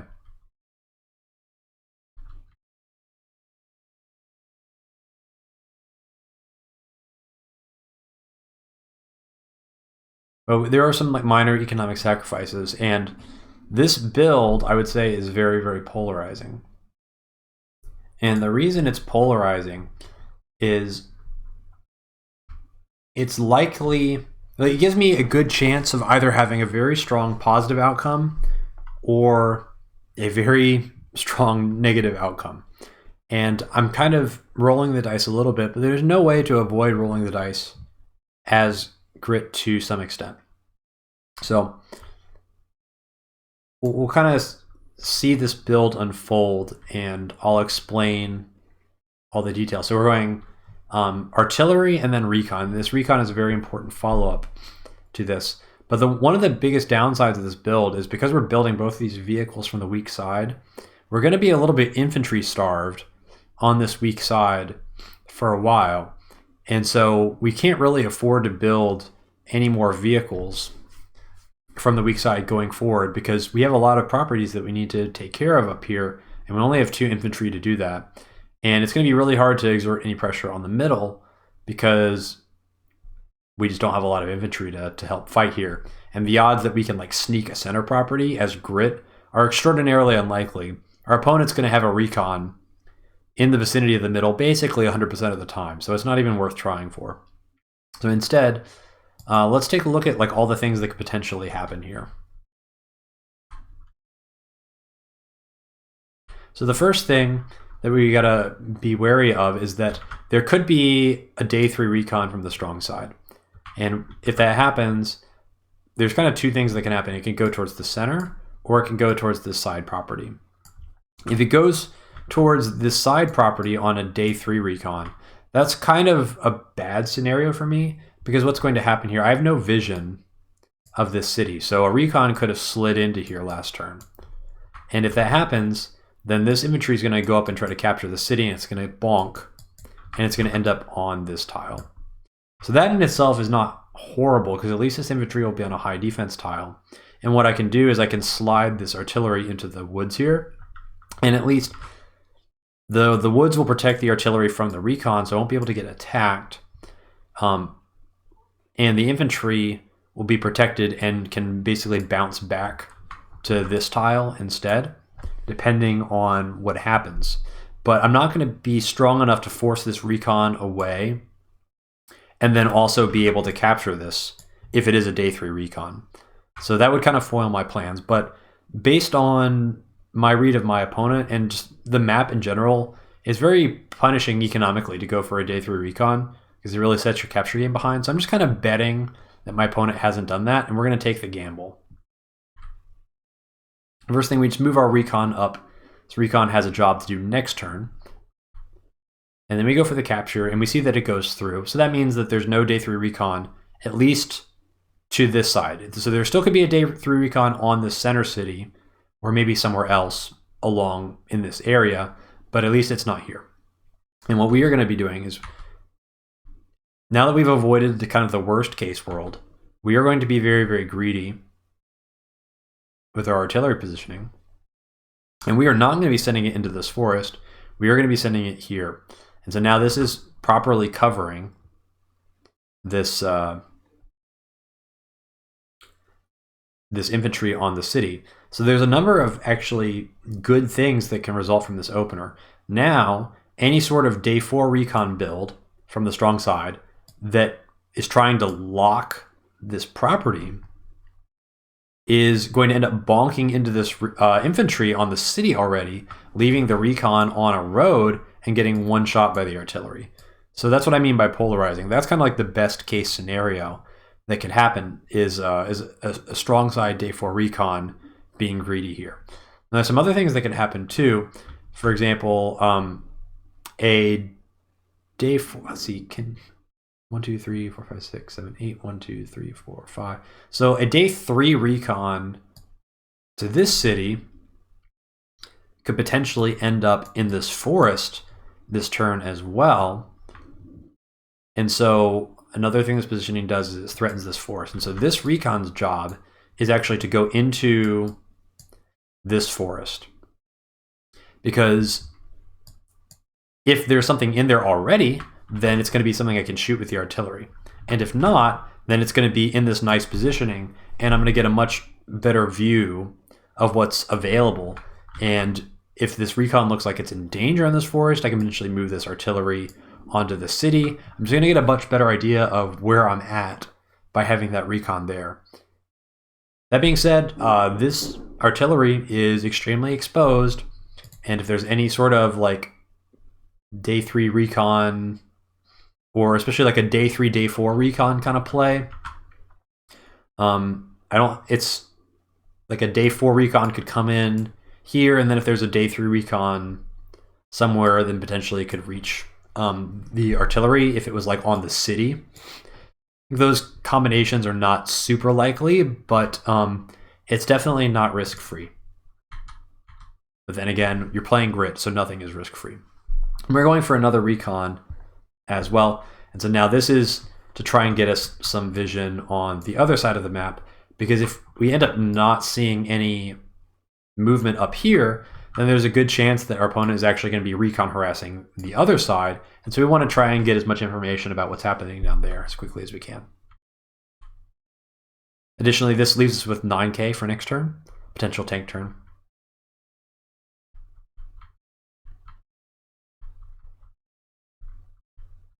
So we see nothing happening at all. So that's already good news. So that means we're likely to end up with this contested property.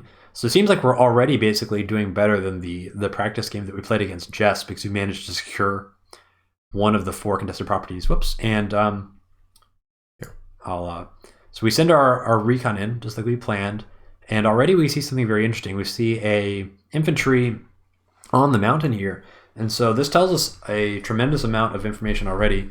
First of all, we see this getting captured, and so we can actually trace back exactly what infantry this is.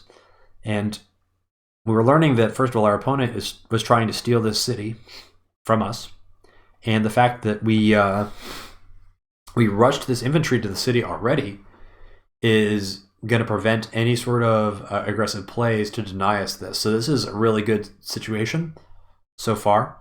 Tells us a lot. And then it's actually, I think, a nice build by my opponent too, because even though this guy is going to get blocked from coming here, there's still a nice backup plan where you can just send him over to the city instead and cap that. So it's aggressive, but even if it doesn't work out, it's still relatively economical.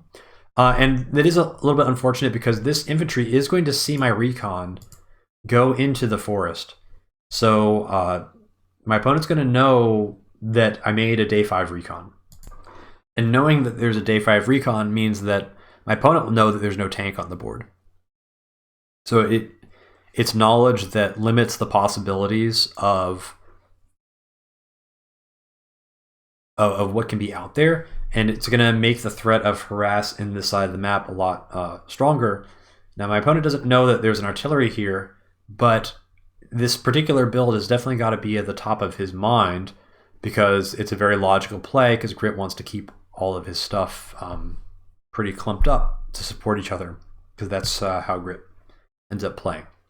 But this infantry has to be basically the day 2 infantry from this base here, because that's the only way that it can get here. So we know that actually our opponent is not taking the most economical opener himself. The rest of this turn kind of plays itself.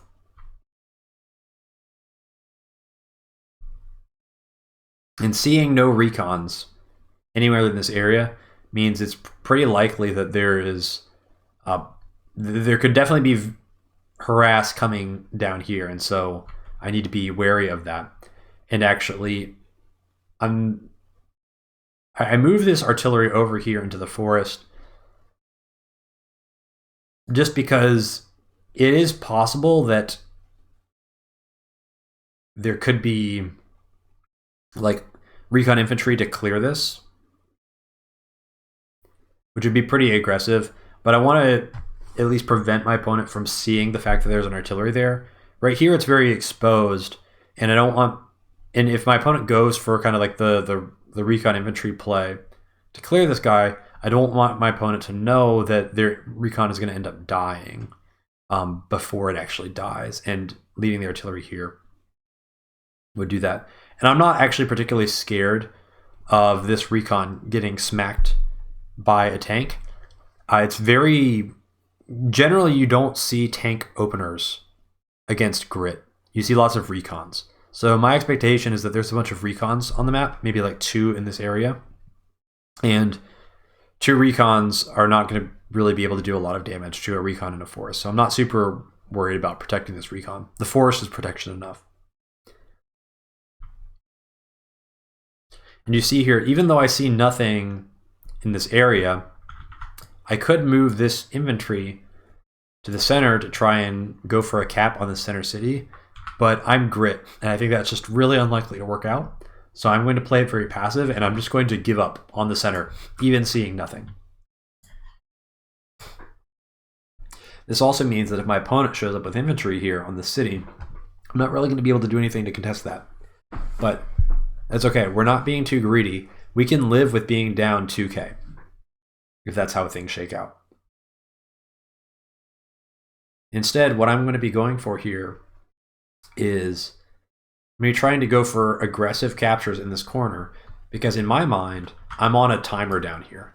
All my power is really isolated up here, and there's nothing down here at all, and we've seen nothing over here. So logically speaking, I'm expecting that there could be danger coming this way, and the sooner that I consolidate my properties down here that closes the window for me to get in an awkward position where I'm getting denied my comm tower, especially. Like, that would be a really difficult situation to defend against. Any kind of early copter is like totally undefended down here. It's pretty problematic. Now, there's one other important thing about this turn that I have to make a really, really big decision now. And this is about the deploys. And I talked about this a little bit before we started this review of the game, where Grit really has to decide about deployments before the fighting actually happens. And Grit always has to be thinking about what is going to happen in about 2 or 3 turns from now, and making predictions based on that. And it's very difficult because what happens in 2 to 3 turns is largely based on what my opponent decides to do and not really what I decided to do. So I have to try and make a read here. I've got 9K, and so the obvious deployment here is going to be tank, infantry, right? That's very straightforward. But that's not the only option available to me. And if you think about what's going to happen next turn, actually, doing tank infantry has some drawbacks, because next turn I'm going to have 12K, as you can see here.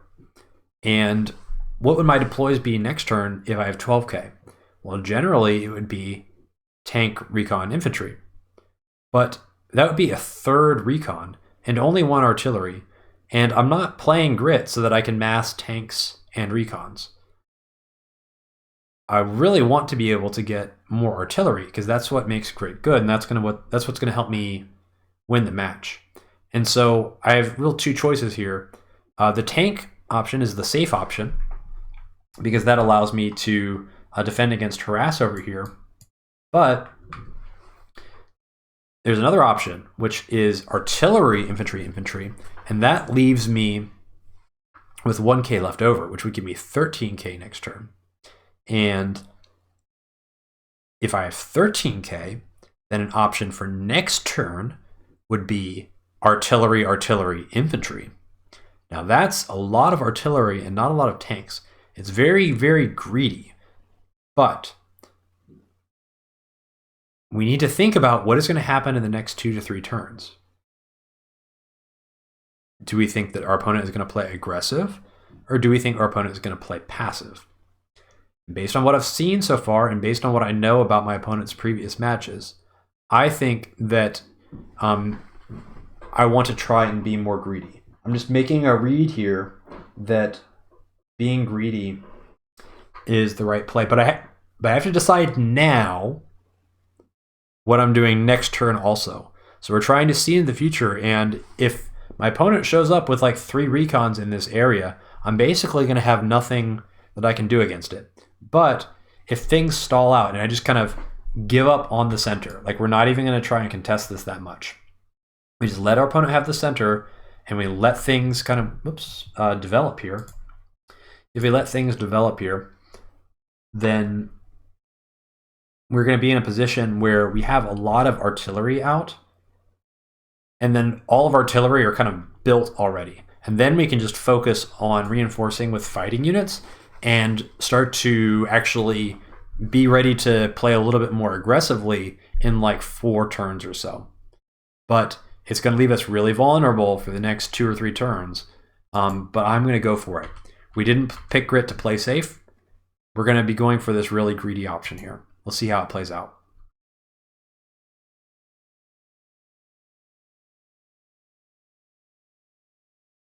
You see a recon come in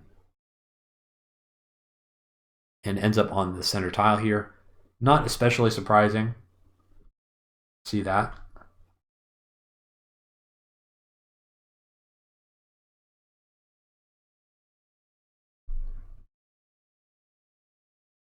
Again, even for coal, this is not necessarily safe, because this city is still 2 artillery moves away from these bases. So there's no reason why this artillery couldn't necessarily be here on this city or somewhere in the center to be locking this property. But I think Cole is also making a read that the artillery is not there based on my aggressive capture of this property. And we see, we see an infantry move down. So I think it's likely that it's this infantry here. And I'm thinking, like, I saw it move down. So I'm kind of wondering, like, okay, was it here or was it here, right? Because it's very strange to put an infantry here, like right next to the city. But I don't have any vision, so I can't really know. But it's possible that this city is getting capped, which I don't love. But I can't really do anything about that because Grit can't really contest things in their early game. At least not without committing artillery to that side. So this is what we see. And it's not great, but it's not the worst. We can't really do anything about this recon, though. And that's kind of frustrating. Because whoever, like, when recons get in an area, Grit can't move into the area once it's been seen. There's no way that that can actually work. Because you're never going to, like, accidentally attack into artillery that you know is there and get caught, like where we're well beyond that level of play. So this is going to get really good vision of this entire area, and there's really not a whole lot I can do about it. I just have to accept that he's going to see all these forests. I'm not going to be able to get any artillery into here very easily, and there's not much I can do about that.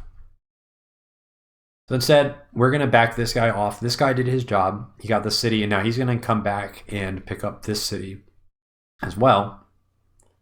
And we're kind of using our... Oh, we built so many vehicles on this weak side, so all these caps are like really, really delayed. And actually, this is kind of a greedy play as well, seeing this recon here. Because I could have sent this guy to the comm tower, which is maybe even a little bit more vulnerable. But seeing this recon here, I'm seeing, like, as I'm thinking that maybe it's a little bit less likely that we're going to get harassed down here. And we saw the infantry come down to the center, so I'm thinking maybe a lot of his forces is just consolidated around securing the center city and then this city over here, which we are not even going to try and contest. So at this point, we are more than happy just to handshake on the remaining properties. We'll leave this one neutral, give up these. Hopefully he won't have an infantry in position to capture this one for a while, because we don't see anything in the vicinity. So unless this infantry comes over here, which I guess is possible, right? If it's not capping this, then it's here. So this city could get captured, which would be pretty unpleasant. But we can't really do anything about that. And even being down 2k, like, we can live with it. 2k is not terrible as Grit. So we're going to play really, really safe here. And the idea is we don't want any fighting to happen, because we have committed to our greedy deploy route. We're going to be going for our double artillery this turn.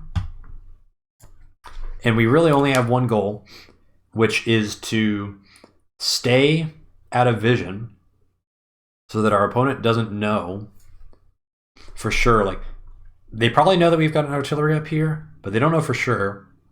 And they probably know that there's a recon here, but then all this other stuff they don't know about, and I just want to keep it hidden to make it feel like it's risky to harass these properties, which we realistically have absolutely no defense for. But we don't want to make it any easier for our opponent to make that decision. So we don't want to give them the ability to see anything, to know that there's no tanks down here. Because from our opponent's perspective, we very easily could have just had a tank ready last turn, which could be ready to defend against these two properties. We didn't do that, but we could. So we don't want to give our opponent any evidence to the contrary, so that they can leverage, or they can take advantage of our temporary weakness.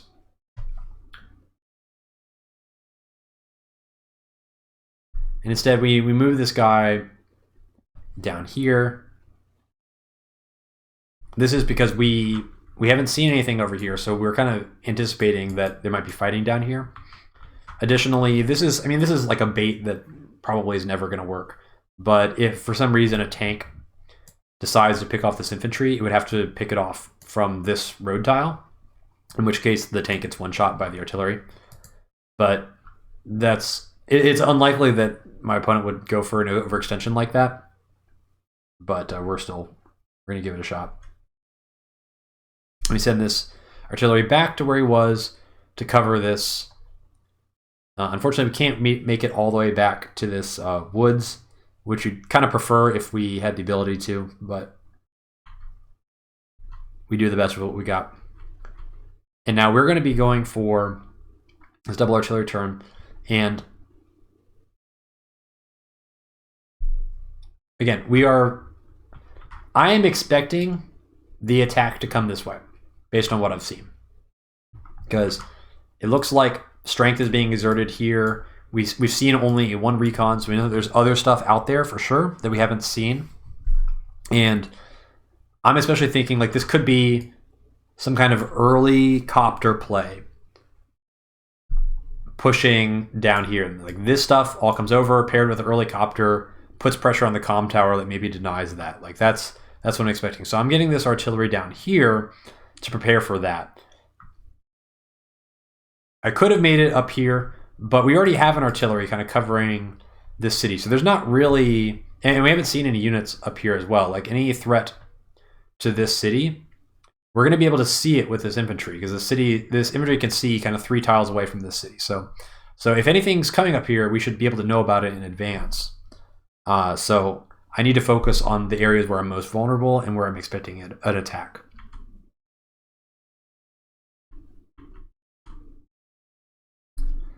And this recon moves down here. I see a tank come in on the city.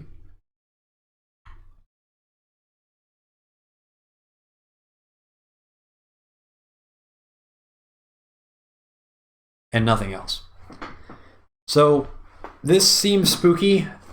It's actually fine. I'm pretty happy about this on a lot of levels. So the one thing I was most worried about was that this city would end up being captured by the infantry that we saw go down in this direction. But that didn't happen. And our opponent doesn't really know that we have absolutely no way to defend against capture attempts here without making some really bad trades. So the longer that stays that way, the better for us. And now we have the ability to potentially get an artillery onto this city here, which can then lock this property. So that's not the worst. Additionally, we see this recon down here. So it kind of further reinforces the idea that there could be an attack heading this way, because that seems where the gravity is kind of extending. But fortunately for us, we're going to be able to get all these cities now. So we've kind of accomplished all the captures that we want to get down in this corner. And we're just going to be going for this comm tower. And if he's got something blocking it, then we're just going to have to live with that. But we do make it through. So this is kind of like the last turn that we're vulnerable on this bottom left side. If this capture on the comm tower goes through, then we're going to be able to kind of defend all of our properties down here kind of from like this line, which is pretty far back. But if this comm tower gets interrupted this turn, then it's going to be a pretty big problem, because it's going to, especially if there's like a copter or something like that coming in this direction, that like maybe an infantry or a recon, especially like a recon showing up here would be really, really bad. Because it will be a long time before we can really comfortably secure this position. But we're playing as Grit, so there's no way that we can avoid any kind of risks here. So we just go right in his face here, because we are, regardless of where we put this artillery, whether it's these 2 squares, they can both cover this tile. And killing this recon is going to require 2 vehicles to show up. So if this recon gets attacked, basically it's going to end in a trade that's favorable for us. And this gives us some good information as well, because we've been really pinched back on our side of the board. We need to know what's going on. And we see that this city is getting captured now, which is fine. So it means that the infantry that we saw last turn was coming from this city, and then he went here, and then moved another tile down, which is kind of weird, I guess. I thought if he was going to do that, maybe he would have come in from the or come from the forest, but it's all the same in the end. And I mean, technically, I could interrupt this with this recon, but that would be a total suicide mission. We will not be doing that. We are giving up on contesting the center because we have to, and we're just going to be really passive here. We've got double artillery here, and 1, 2, 3, 4, 5. By pulling this artillery up directly into the forest, we don't show anything. So we leave it to our opponent's imagination of what we actually have coming. And it still is covering the recon as well, so that's kind of a nice benefit.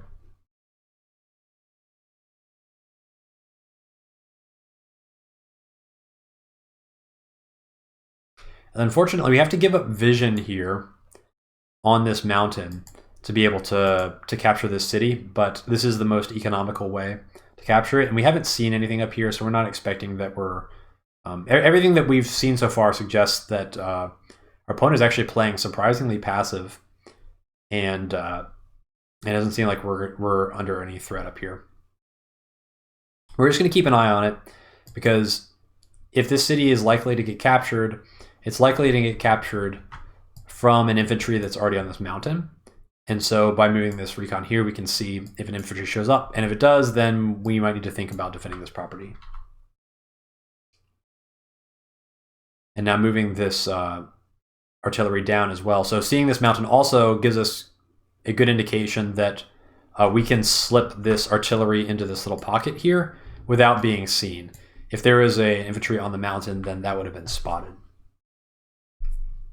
And that gives us coverage of these two tiles, which means that if our opponent goes to try and capture this city, then we at least can prevent our opponent blocking these two tiles, and then we can send in like this infantry to slow it down in time for us to consolidate our artillery here. So it does seem like as things progress, we're gonna obviously this city is gone, this city is gone. Seems likely that we can deny this city, and we just hang on to this city. We're down 1k without any fighting, and as Grit, being down 1k at the end of a capture phase is a tremendous accomplishment without taking any damage. And when we were playing against Jess, we ended up down 3k, and at certain times we ended up we're down 5k and 6k, and we still were kind of holding. So being down only 1k with without any damage done is a substantially better position than we even were in the practice game. So I'm feeling very, very confident and very happy with how the opener has progressed this point. And additionally, it doesn't really seem like there's going to be any fighting. And we've gone with this really greedy deployment of the artillery, and now it's time for units that that shoot directly. We're very concerned about the potential of a copter push down in this side. That's really the last thing that could really throw us for a loop. So we're not going to be going for a tank this turn. We're going to be going right for the anti-air, even before we build any tanks. So day 9, still no tanks. And obviously, when you're playing against coal, you just have to expect copters, because copters really synergize with coal. Additionally, this map, copters are very, very good because the airport's so centralized. And copter is very good against Grit because artillery don't shoot up. So anti-air very important to get, and even more important than tanks, at least I think, so far. So let's see what happens here.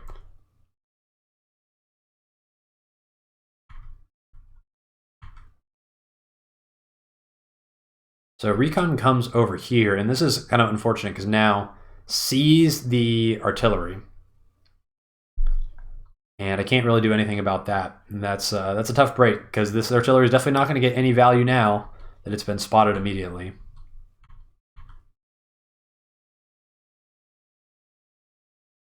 We see another recon show up here.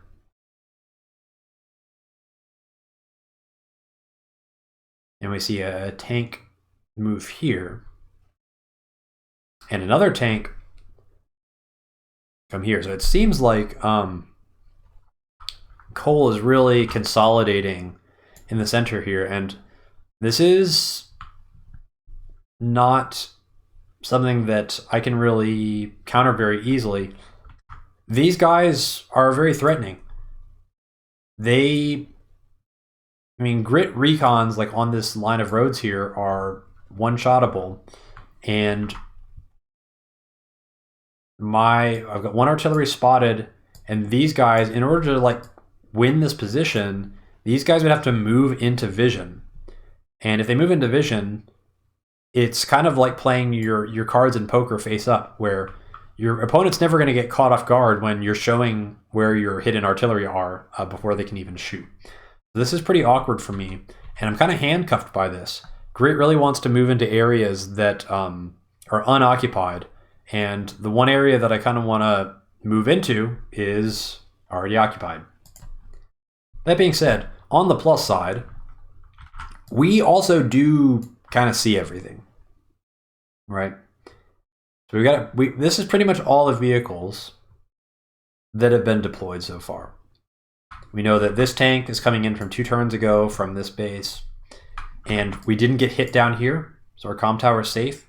So now we're a lot safer in this corner than we were before, and we don't really have anything to fear from sudden aggression down here. Like, this is pretty safe territory for me.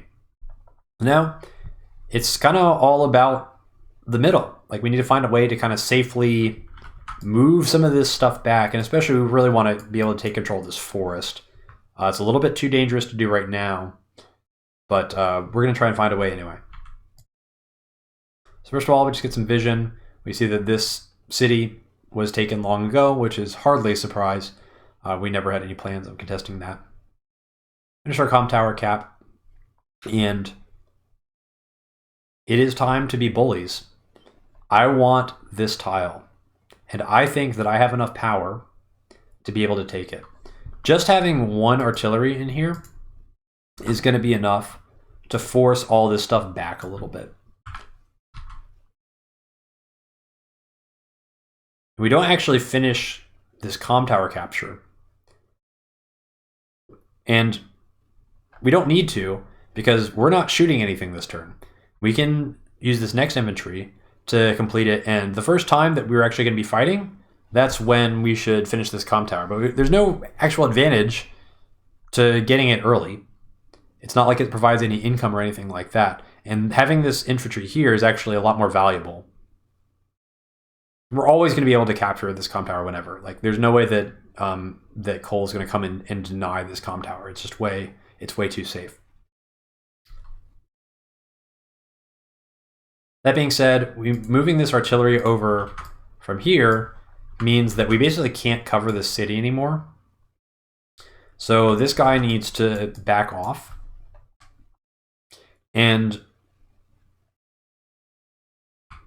what we need to, we can't put the infantry on the mountain either, because if the infantry is on the mountain, we have nothing that hits this tile, and so a recon, like this recon, could come over here to this tile, attack the infantry on the mountain, and then it blocks actually the path to this city. So any infantry that just showed up to capture the city, I would not be able to defend that, and I'd be giving up that city for free, which would be really, really bad. We don't want to do that. So I'm going to move him into the woods, and that way if an infantry does show up here next turn, then at least I can deny it for one turn with this infantry. But I am noticing that while I am playing for the middle, there's a window of time here where I know that this city is going to be very, very vulnerable, and I really need like 2 turns. If I can delay 2 turns on this city here, then it's going to be very, very safe. And you'll see why in a second.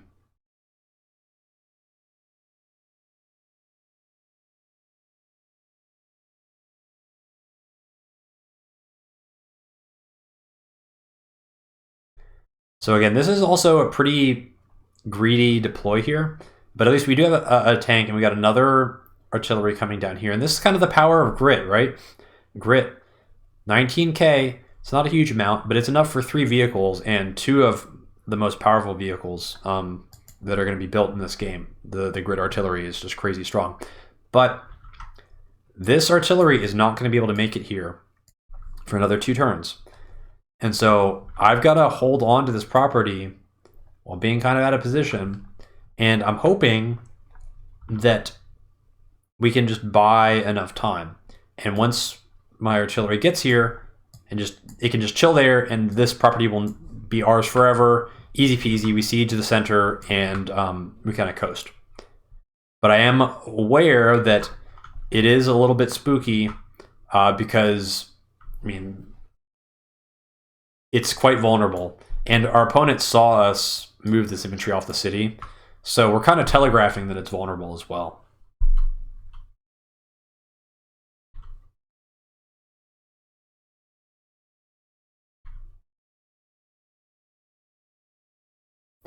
So recon disappears into the darkness somewhere. And we do see that this city does end up getting capped, so that's not a happy thing.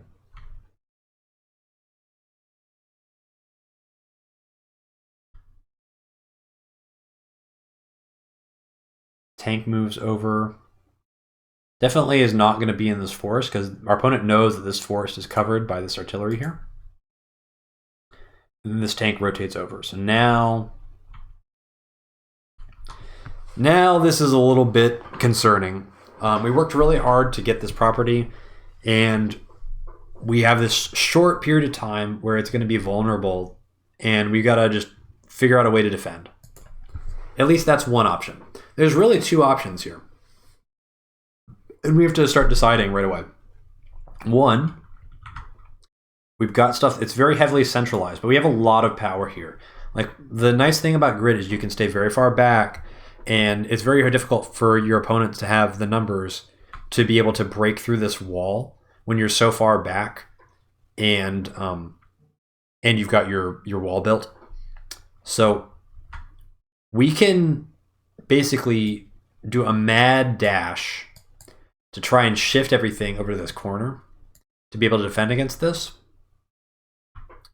And you only really need 1 artillery to be in range here. So as long as I control this city, or even this tile, because this tile can hit these 2 squares, control just a little bit of space really far back up here, that should be enough to basically hang on to this city. If for some reason I think that I'm not going to be strong enough to hang on to this, the other option is to basically send everything over here and commit really, really aggressively. Because we saw stuff shift this way, we could set up a siege of this property and kind of like take this area with all our stuff. But the problem there is that you're giving this up quickly, and then we would be in kind of a similar situation to what I saw happen in the practice game, where I was kind of strong over here and I could siege the city, but I could never get like this area under control. And so I could siege it, but basically what was happening was I was just kind of trading infantry in at a trickle and never actually getting the property. And I think I can defend this. So first of all, let's send this guy up here to see what's going on. And so this infantry is going to be able to delay this, so that's good. But already this is going to be a very, very tricky turn. And so what I'm going to do is I'm going to commit to defending this city. I built my whole hoping around getting it, and I think that I'm strong enough to be able to hang on to it. So we're going to go for it. But it's kind of a perilous situation because we know that there's 2 recons and 2 tanks already in this vicinity. and they're going to be in range of anything that I put over here.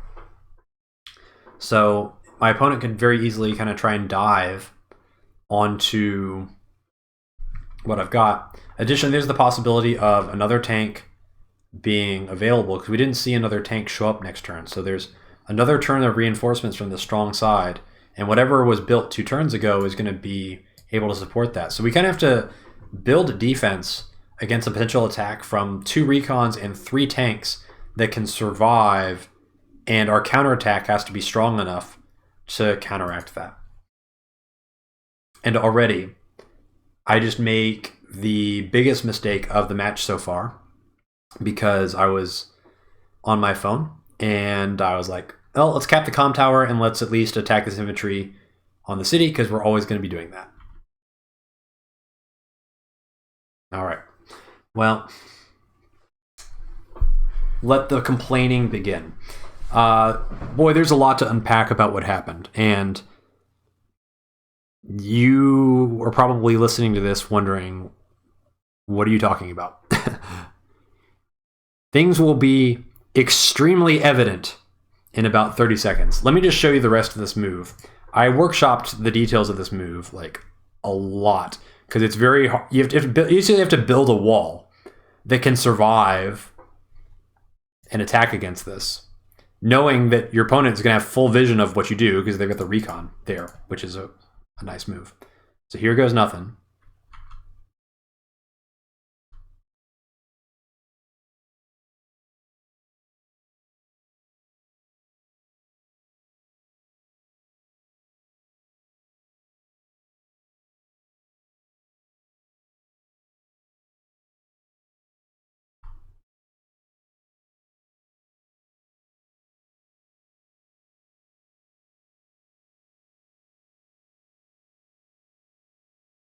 Okay, so this is the move. And the challenges of this move is that my opponent basically saw everything that I did. There's no way around that. My strength in this situation is not that I'm being secretive. My strength is that my positioning and my walling is good enough. You may now see there is one small problem with my wall.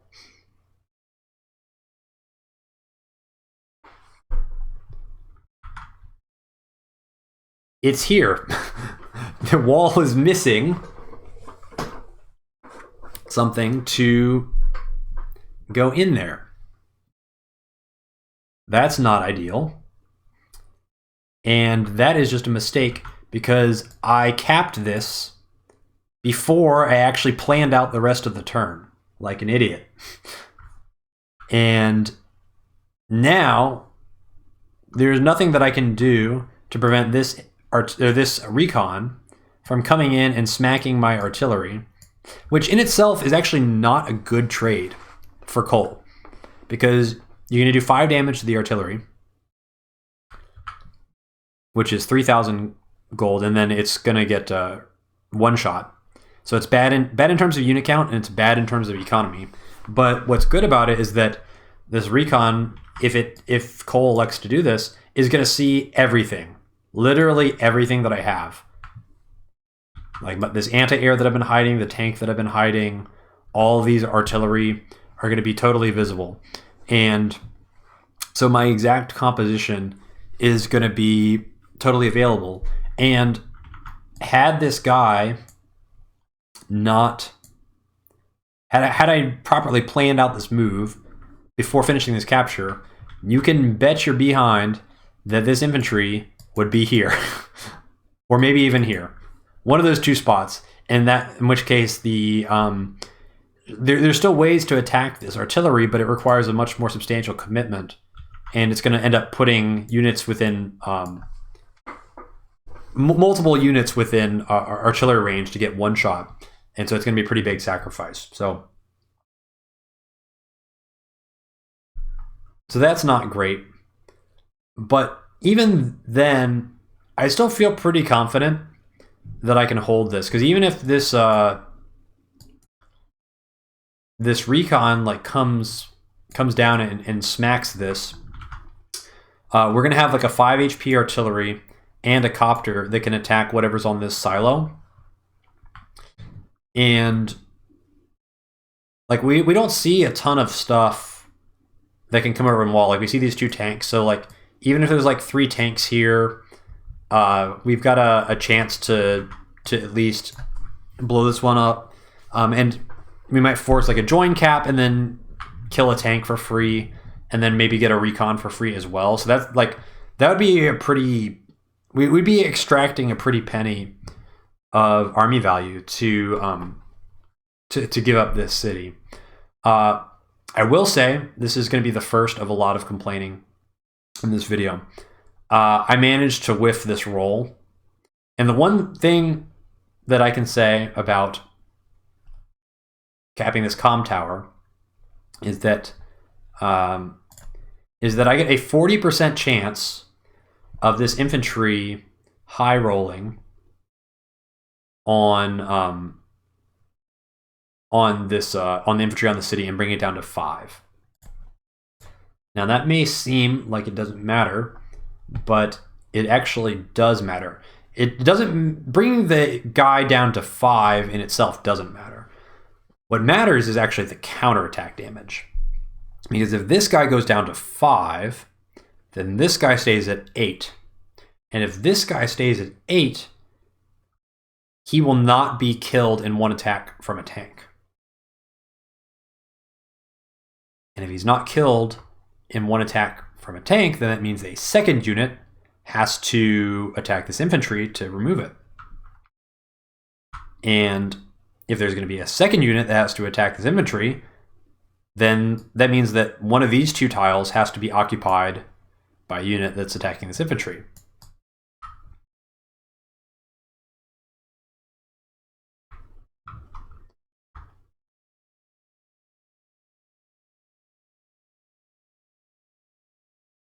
I guess alternatively, he could attack from the city, but that means he's not capping the city. So that's also a win-win. But so 40% is not like a huge roll, but this is the first of many things to come in this game where a roll goes badly, because we'll revisit this next turn. Okay, we'll revisit this next turn and see what the implications of that are. But anyway, so I've built my defensive wall. I feel pretty confident that he can't actually break this, but I hate the fact that I have to give up all this information for free. Because I've been working really hard to kind of conceal my comp as much as possible. And now I was out of position for 1 turn, and I need like 1 more turn. If I can hold on for 1 more turn, this artillery is going to be able to get here, and we're going to be fine. As expected, the artillery does come in. It's not a roll, it's just 5 damage always. And the copter comes in and one-shots that infantry. So this is actually a really surprising thing to see, because this copter, like, this is a 3-turn copter showing up on the right side. Now, I was kind of concerned that a copter might show up down here, and we are like reasonably prepared, because we do have the anti-air, and we've had it ready the whole time, so that's not necessarily an issue. But unfortunately, this square ends up being 1 square away from the copter and also 1 square away from the anti-air. Now, I couldn't have actually done anything about this anti-air positioning. It was as close as it could be. I moved it the full 6 last turn, so it's kind of unfortunate. But this is one of those rare situations where it just like the positioning just works out perfectly, such that I can't quite do anything about this. And of course, our opponent has perfect information to set up a wall here, because my opponent sees literally everything in my army. So it's just a matter of executing tactically.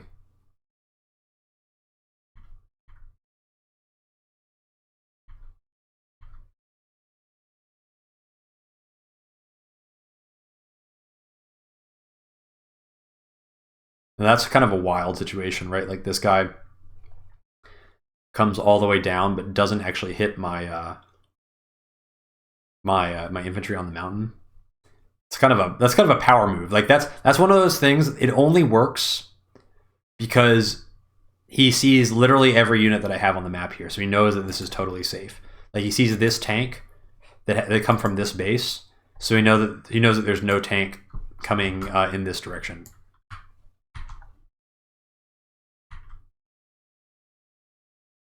And that's it.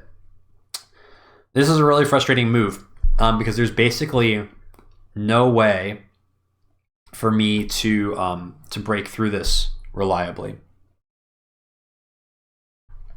I can send the 5 HP artillery and the copter into this tank, but the problem is that I have nothing else that can hit this tank other than infantry. And actually, recons are essentially they're worse than infantry in this situation because I'm grit, and so my recons are minus 20%. So I did the math on this.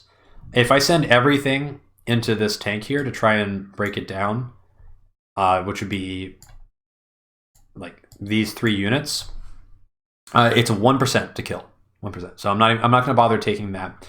But the crazy thing is, if this copter wasn't here, if this copter was like an infantry or anything like that, and basically anything other than a copter, having this tile open for another attack from like a recon takes the chance of killing this tank from 1% to like 60%.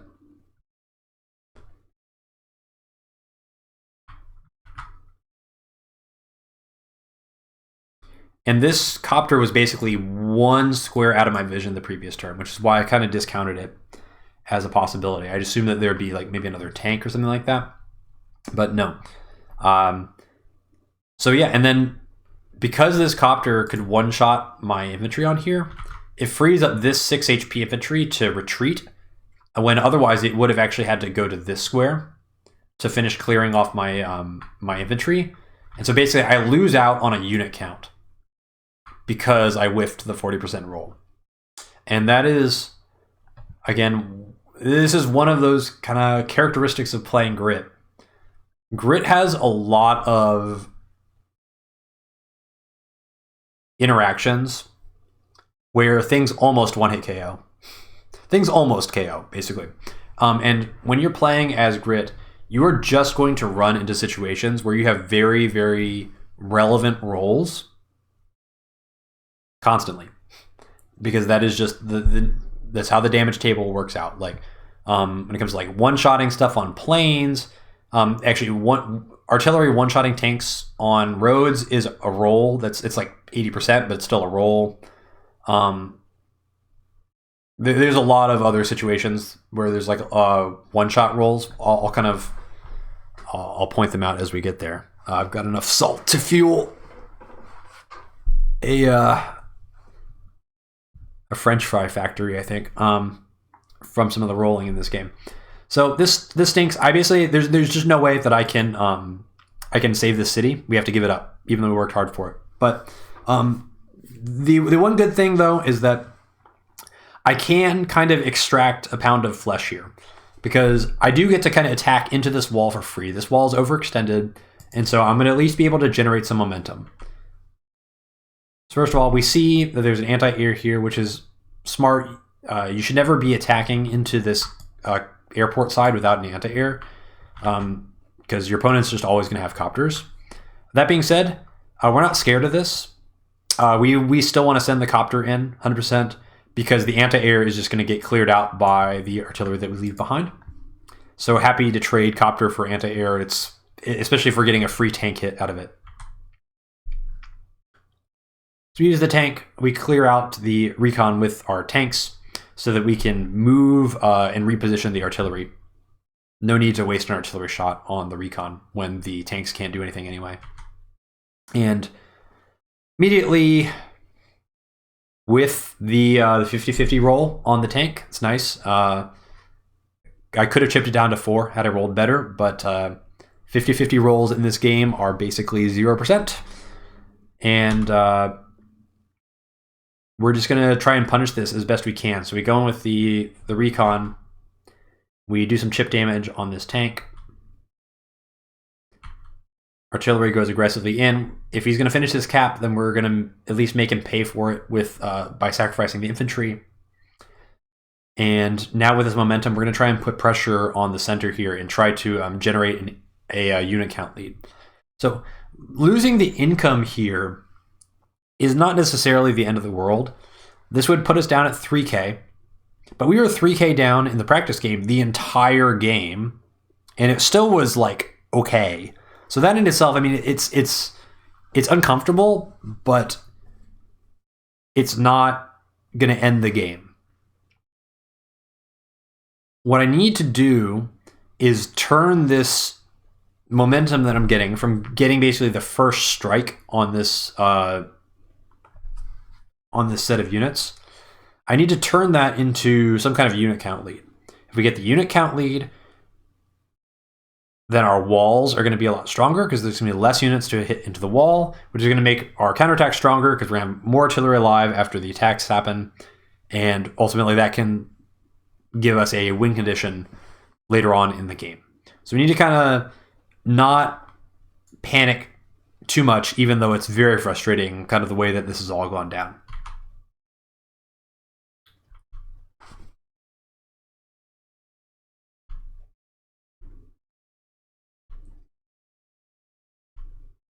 But we know that we have way too much power now in this area. There's no way he can fight into this. Like, we've got artillery covering everything from multiple sides. So this is going to have to back off almost certainly.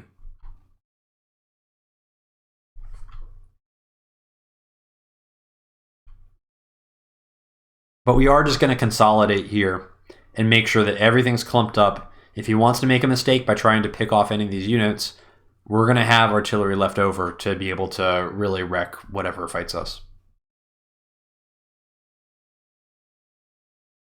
And unfortunately, that recon in our face forces us to back off of this mountain, which we don't really want to do. But we're playing pretty honest here. We're not trying to force our opponent to make aggressive decisions. We're not going to give him the opportunity to make risky decisions. We're just going to kind of play it by the book and play back. We got this artillery now, so all this stuff is safe. Like, we're never going to get pushed in this area, and especially there's way too much stuff over here. So we're not really at threat down here. And actually, we could even think about in the medium run of maybe putting some pressure on this city, but that's a long way away. But for now, we just want to maintain unit count, don't get any infantry picked off, put pressure on this, and use kind of our army value lead now, because we've got a lead in army value, right? We've done about 7K more in damage than we've taken. So that's not nothing. It's basically a tank's worth of damage. And we're building copters because we're on the weak side and pushing that unit count. As Grit, unit count is number one.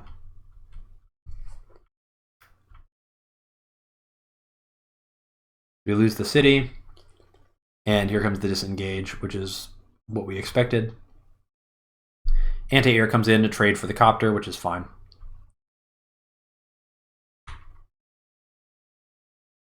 And then the infantry just gets delayed. Minimal commitment to try and drag this out as long as possible, which makes total sense.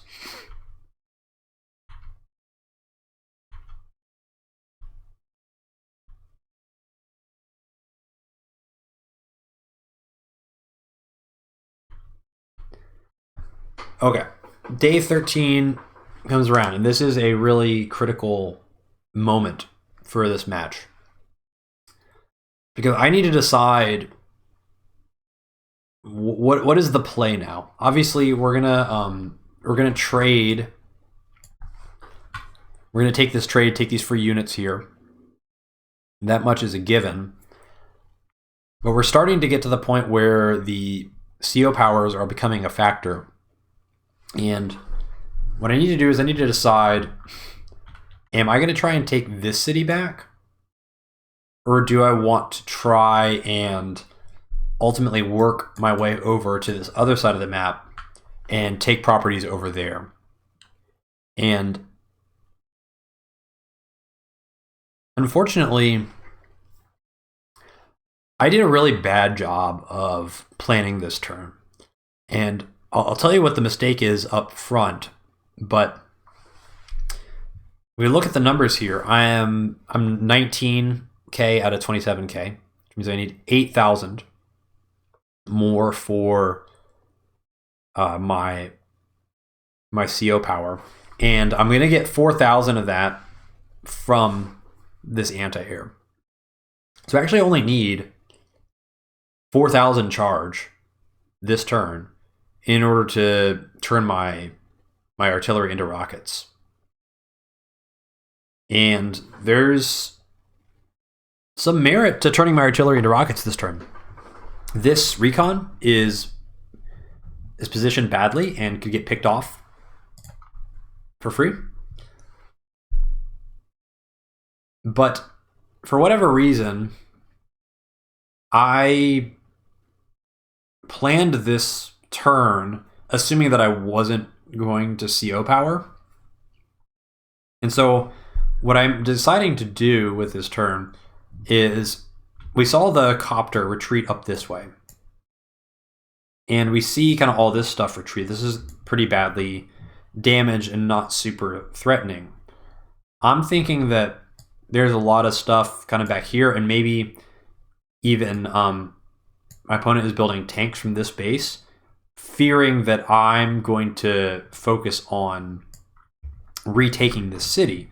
But the reality is that, like, if we look at the sheer amount of infantry that is up here, there's absolutely no way that I'm going to be able to retake this base anytime soon.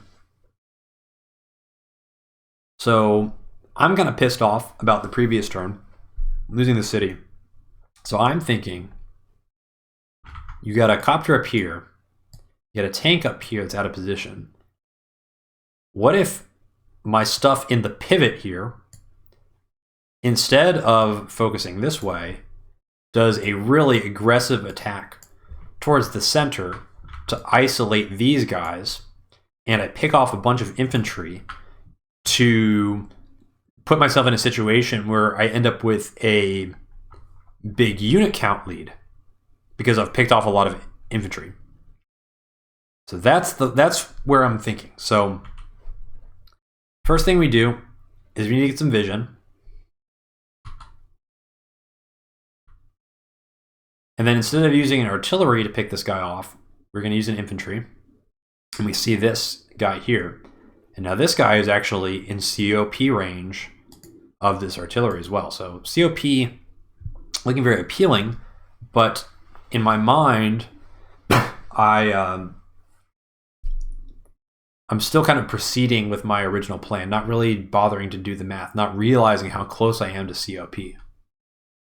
Instead, we're going in. We can use the anti-air here. It is really hard for Grit to clear infantry off of mountains because your tanks are so bad. Even like the anti-air, like I need anti-air plus infantry to hit this infantry off of a mountain. It's pretty crazy.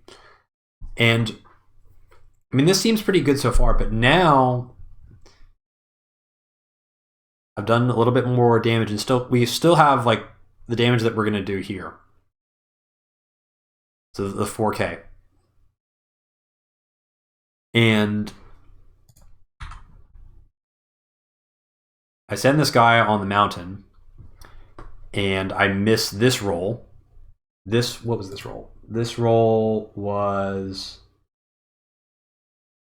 44%. That was a 44% roll to kill this 1 HP infantry. But as I said, 50% is basically 0%. If you'll notice, that is the third consecutive 50-50 roll that I've lost in this game. Won't be the last. So I was really hoping to get that one, and then I realize, as I move this guy up, because I'm setting up for like where I'm going to put this artillery. And I see this infantry here, and I'm like, man. Do some math. Believe it or not, this is kind of nuts. Grit anti-air do not one-shot infantry on planes, even with 2 towers. It's a roll, and it's not even a good roll. It's like 20% or something. So at this point I realize, shoot, if I get CO power, I can use this anti-air to one-shot this infantry and get like even more unit count lead. Because I want to send everything this way. Like we can't, we have no choice but to be, well, at least in my mind, like I have no choice but to like be maximum risky. We're getting all these infantry kills. It's going to push up the unit count in favor of us. It's going to be really good. And then the counterattack, like we're going to draw in a whole lot of vehicles that can't get through the wall because we're going to have a lot of units in our wall compared to, you know, the fodder units that we've cleared out. So now I'm like, oh wow, COP would be really good. Let me do these calculations. And what I realize is that if I send this recon and sack it into this tank, I can get COP. And it's like, wow, you're giving up a recon for free. But actually, I'm giving up the recon for free, but I get this recon in exchange, and I get this recon as well. And then I also get the attack on, I get a guaranteed one shot on this infantry. I think it's guaranteed.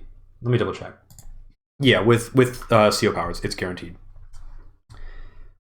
So that's like a really big unit count swing. Like already, so we've killed 3. So we're up 1 unit count, but we're gonna kill this guy, we're gonna kill this guy, we're gonna kill this guy, we're gonna kill this guy, and we're gonna kill this guy. We go up from being up 1 to up 6, which is pretty substantial. So that's looking pretty nice. But if we're going to do that, it's risky because we're committing both of our anti-airs, which means that, I mean, it's coal. Coal likes copters.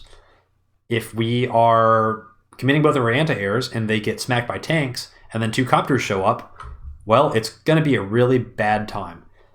But we see that there's an anti-air reinforcing here, and you know, there's tanks up here and a tank here.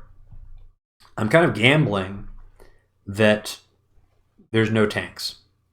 And especially if like last turn was anti-air like recon, or sorry, anti-air copter, then it's possible there's actually no tanks in this middle area entirely. And we're Grit. We're not going to be playing it safe here. So we finished this off. Of course, this time the counterattack low rolls the infantry, and so we get 8 HP. Sure wish we could have had that the first time. We pick that guy off with infantry, and now we're going to be sacking the recon. And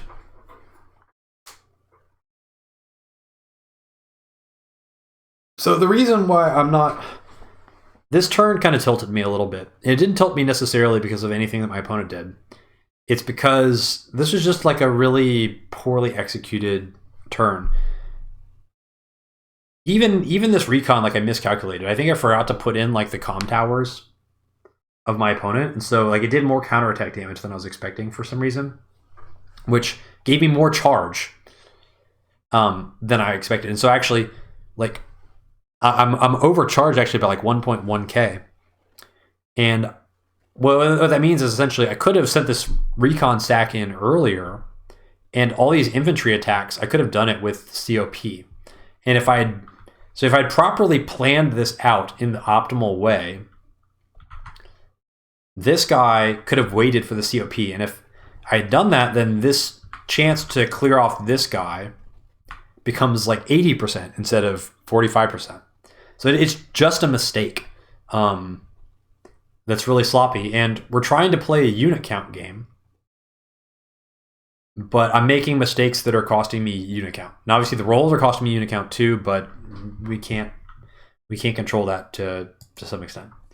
And additionally, so first of all, we do snipe attack. Now we're gonna get this guy for free. Now we get another really important roll. This guy gets to attack this recon, and it's a 30% chance of a one-hit kill.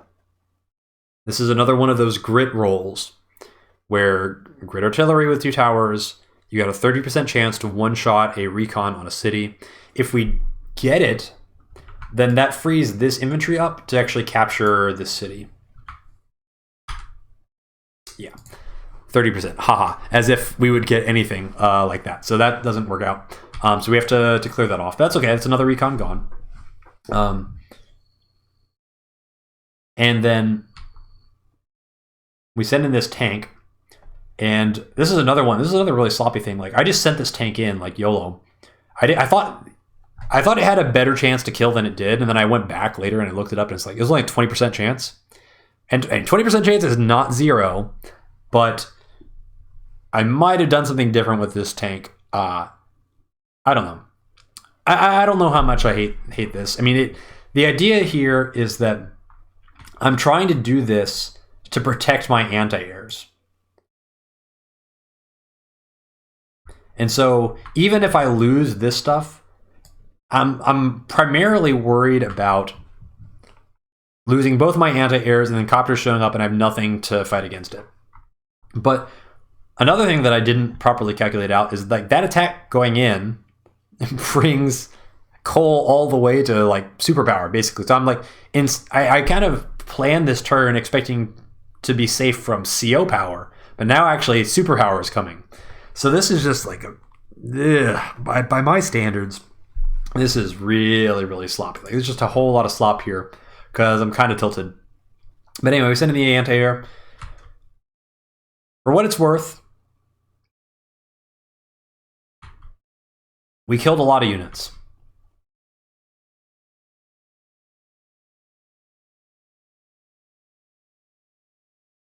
I was thinking of putting this artillery like here, but I thought it would be too dangerous because what I realized is that there's a lot of really good counterplays with Cole superpower. So Cole superpower means this infantry here is probably always ending up on this mountain, and so if he's on this mountain, then artillery here is just, it's not going to be secret. So there's like no way that it gets any value because it's just spotted. And like the worst case scenario is like it could get hit as well. Especially getting hit by a copter specifically. So like imagine that there's a tank that comes in, hits this anti-air, and then the copter comes in and hits the artillery on the city. Or even if I like place it further back, I guess if it's further back, then maybe it doesn't get seen. But it's like, it's really scary because like if for some reason like a recon shows up here and sees this, then your artillery takes like a tank shot on the city, and I've got nothing covering this city at all. So it's like there's a lot of really bad things that can happen. So I just kind of elect to play it safe and move this artillery off into the netherworld, thinking that maybe this infantry will incite an attack from the mountain, and then I can counterattack with the artillery. That was the thinking. I don't really know if there's a right or wrong decision there. I just elected to take the safer path. But what I kind of realized is that this is a really scary move now for me, because if both of these anti-airs get killed, it is very, very easy for any copter over here, go 1, 2, 3, 4, 5, 6, 7, 8. Actually, not back there. Where would you have to be? You have to be down here. That is true. I do see a lot of this. So the odds of... I'm worried that a copter is going to come through here, basically, and hit this artillery. If a copter comes in and hits this artillery, I've got very little that I can do about it if I lose both of these anti-airs. Because my copter cannot really fight a Cole superpower copter, because its grit copter is a minus 20%.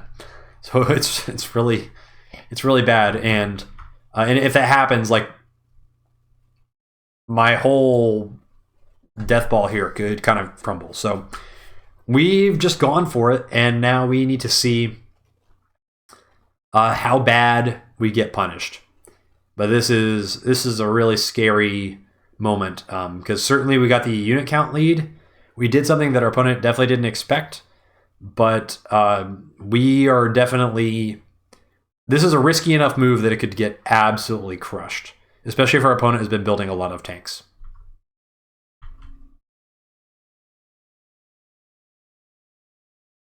And so knowing that I'm likely to lose all of my anti-air, I'm just like frantically spamming anti-air to replace this stuff that I'm assuming I'm going to lose this turn. So let's see how it goes.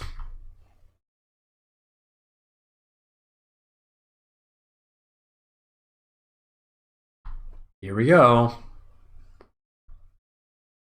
As expected, gets the mountains here. So the huge amount of vision, sees this copter.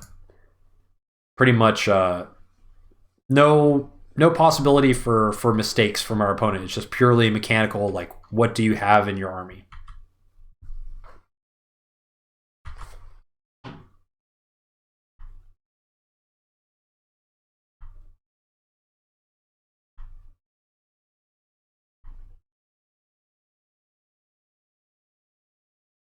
That was not actually a roll there. This was a 0% to kill.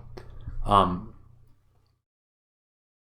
you can see the power of the Cole infantry. And this is kind of why I did this attack in the first place last turn. It's because I know that once superpower hits, Cole's infantry become really, really scary. So I'm trying to like do this really aggressive attack to bleed out the infantry numbers before that happens. But now that they're superpower, these infantry are so mobile that they can still reach the fight even though they were kind of fighting on this other front. So many infantry. So interestingly enough, this anti-air is going to come down here and hit my anti-air. And because it's on road, so it's going to get the bonus. Nice 40% roll, 40% high roll here. Chip damage on anti-air is actually really important because you don't need anti-airs at full HP to do a lot of damage to copters. A Cole anti-air at 7 HP will still one-shot a copter. So the difference between like a 4 HP anti-air and a 3 HP anti-air is pretty relevant. Because I think Grit needs to be like 8 or 9 HP anti-air to one-shot copters because it's Grit. But being at 4 versus being at 3, it affects a lot the ability to like repair these anti-air to where they can kind of do their job again.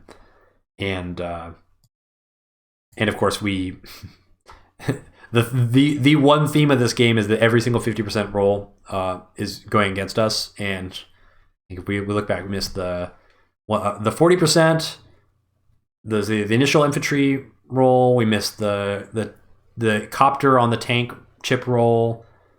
We lost the artillery one hit KO roll on the recon. We just lost that chip roll, which is a 40%. It's 40% for our opponent, by the way. So 60% for us. We lost the 50%, or is like a 40% roll to kill the 1 HP infantry. I think it's like five coin flips essentially that have gone against us so far, and 0 in our favor, by the way.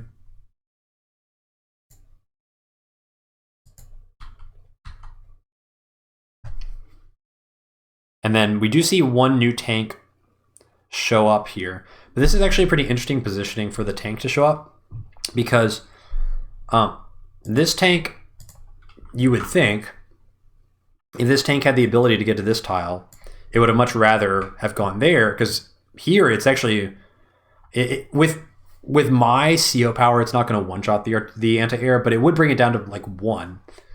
So the fact that it stopped here instead of here indicates that it came from here. So this is actually like a newly reinforcing tank.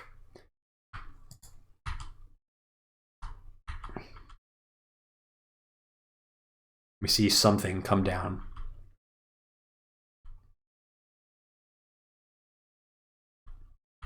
Some infantry trading top right.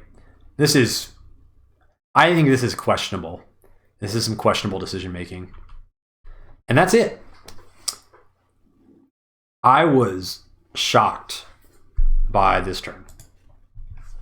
I thought it was going to be way worse than this for me. And it should have been, because I've been keeping track of what units are showing up to fight every single turn. And the new units that we saw this turn were like a tank and an anti-air. And all the other stuff we knew about already. And if you've been paying close attention, which you probably haven't been, but that's understandable because you haven't spent a bazillion hours thinking about this game, like I have as I was playing it, there was one turn where nothing new showed up. And I was expecting it to be like basically I was expecting there to be an extra copter and an extra tank arriving to this fight, which would have made a really, really big difference in this fight. But there wasn't. And so that leaves the question, where is it? Where is the missing money? Well, not my problem, at least not for now. So we get a nice turn now. None of our artillery got hit. So actually our plan kind of worked out. And after all is said and done, we're still up a unit kill, and we're only down about 6k in damage, and we're about to get a lot of it back instantly. So watch this. So recon dies, anti-air dies, the grit one-shot, man. Like, it doesn't matter you got power. Grit artillery are absolutely nuts. Unfortunately, didn't take the bait on this mountain, so this artillery not going to get anything done.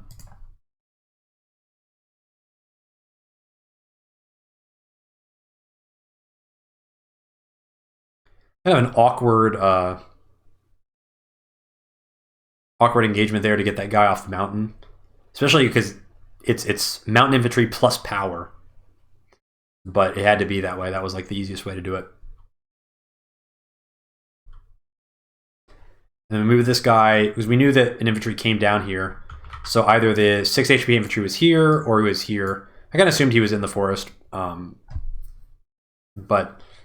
if he wasn't in the forest, then this 1 HP infantry would actually come around here and safely make it back to my territory, in which case the recon could come into the forest and pick off the infantry. So either way, that infantry ends up being a donation. We take those. And these 2 infantry are going to end up getting picked off. And we're happy to send this copter in, because this copter is underneath this artillery here. So even if an anti-air comes in, we're okay trading anti-airs for copters as long as my copters are getting first strikes on stuff. In the long run, that's going to be favorable in army value for me. One of the things I was thinking about was I could send this copter up here to deal with this infantry. And if I did that, that would actually free up this infantry and this infantry to head back to repair so that I could more quickly be ready to start pressuring this property again. But I ended up deciding that I can't afford to get distracted and have this copter kind of up in no man's land over here. I really just need to send everything mid, because I feel like the game's going to be decided based on whoever wins this mid fight. So these guys are going to end up repairing more slowly instead, but I do get to send the copter middle, and we're just going to start consolidating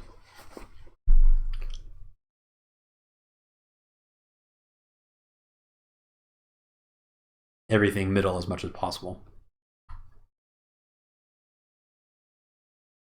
And now that the danger of the superpowers passed, I feel much more comfortable bringing this artillery back, knowing that I've secured this mountain.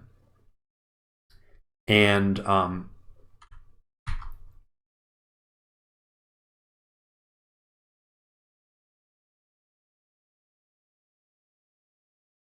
I basically think it's unlikely that anything will have vision to be able to hit this artillery. And I want a second way to protect this copter as well. So if like an anti-air comes here, then this guy is in position. In addition to this guy. And more anti-airs, more tanks. You probably have noticed that ever since the beginning of the game, I have not made any more artillery. And I talked about this when I was talking about how to play as Grit. We don't have time to add any more artillery onto our force. What we made in the early game is all we can afford. And so it's very important that we keep them alive, because as long as they stay alive, we're very, very strong. We just need to be constantly reinforcing stuff to the front that can shoot immediately upon arriving there so that we maintain our tempo. The second that we lose tempo and we can't protect our artillery anymore means that we have to retreat. And if we retreat, then we're losing out on the ability to continue the trading. It's kind of a battle of whoever can't trade first loses. And so I just need to hold out until my opponent runs out of stuff.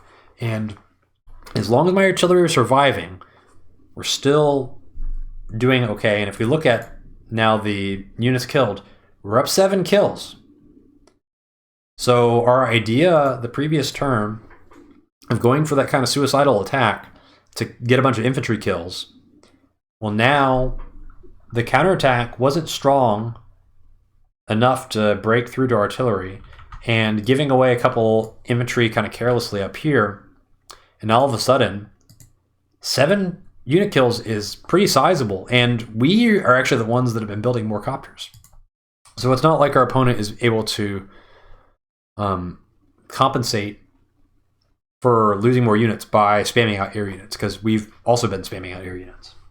Let's see what happens. Huh? I guess I should. This is the point where I get to gloat a little bit. So I figured out where the money went. I remember how I mentioned that there was about 1 turn's worth of units that were missing. Well, I kind of put together kind of how much money was missing, and where it could have gone. And if you'll think back, this is not actually the first time that I've played this opponent before. Jaklyman and I met in the Smacky Cup 4, and we played a game that was my Von Bolt against his Olaf, and I kind of rolled him a little bit because it's Von Bolt, and that's kind of what Von Bolt does. If things go the wrong way as Olaf, you kind of get steamrolled. But one thing that was interesting about that game was that Jaklyman made a rockets very early, and it worked out really badly in that game for him, because the rockets ended up having to reveal themselves by shooting a recon, and they kind of got spotted first, and they ended up getting popped and not really getting a whole lot of damage done. And so when I realized like how much, the specific amount of money that was missing, I was like, I bet this guy made a rockets. And it was before this turn that I messaged somebody and said, he built a rockets. I freaking know it. I know he built a rockets. So I just want to put that out there. I'm stating for the record, I predicted that there was a rockets built before my opponent's turn right here, okay? So just want you to know that I knew. It's very relevant. It's not, actually. Okay, so my infantry on the mountain gets shot, and this is essentially guaranteeing that there's a rockets in this forest here, because we see everything else, and there's no artillery unless there's an artillery sitting here. And I think that is really, really unlikely that he snuck in an artillery here. But we'll see next turn. But anyway, so So my infantry gets cleared off there. He retakes the mountain, but still he's fighting into all of my infantry here, or sorry, all of my artillery here. So it's not the worst. And the copter comes down and hits my artillery, which I don't love. But fortunately, I knew that I was very vulnerable to not having enough anti-air, and so I have an anti-air reinforcing, which my opponent does see, by the way, from the mountain, but still electing to go in with the copter. So I think that's wise, because there's a second copter now showing up as well, and definitely pops my copter pretty badly here.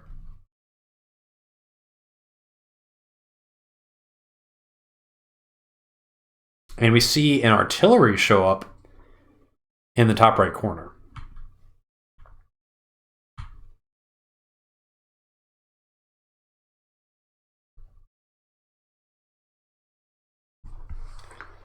Okay. So you may be thinking, what is my reaction to seeing all this? You may think, wow, it really stinks that there's an artillery up here. Now I'm never going to get this city. No, this is the wrong way to think about it. When I saw this turn, I'm like, we're so back.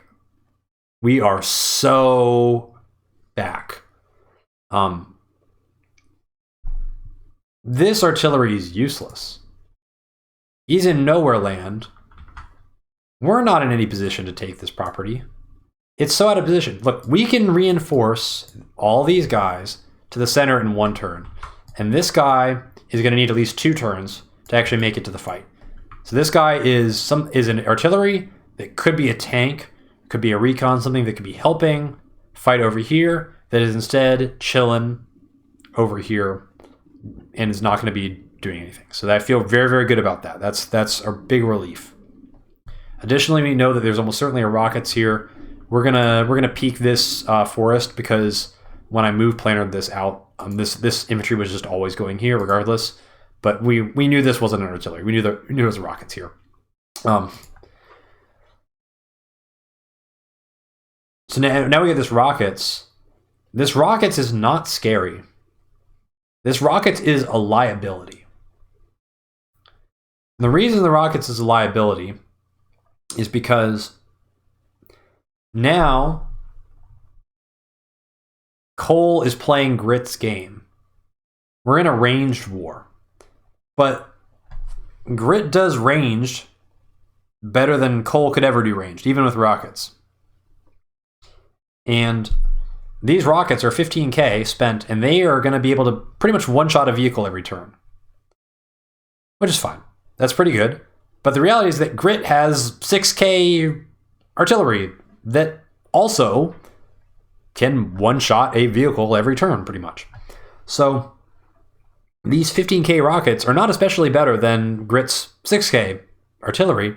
And additionally, when Grit gets power, you may think that, oh, these rockets are going to zone me out because they're covering both of these contested properties. How will I ever take these? I'm going to be down 3k forever. No. Because Grit gets a power that upgrades all of his artillery to rockets. And importantly, Grit has the potential to have a superpower that upgrades all of his artillery into battleships. And battleships shoot farther than rockets. So is Cole zoning Grit out? No. It is a matter of time. Eventually, I will be zoning out these rockets. All it's going to take is some time to get me up to superpower. But that's not going to happen yet, because we have a big turn of fighting to do right now. And I think this is a power turn. I forget the... I went through a lot of different permutations here, but anyway, let's go for it. So yeah, the logistics of this turn were kind of complicated. Now I remember this. This turn, yes, remember this turn. So, all right, so we pick off the copter because that gets us power, and we need the power because of Grit things. So, what do you think the odds of this recon killing this 8 HP infantry on a road are? Well, if your answer was 9%, you'd be correct. So I don't like that. And I want to use my power because the number of attacks, I really need this. This infantry needs to die. Just believe me, this infantry needs to die to the recon in one hit. If it does, everything becomes much better. So we do that, and now with the CO power, that 9% turns into a 79%, or 80% basically. Ha, you thought I wasn't going to get it, right?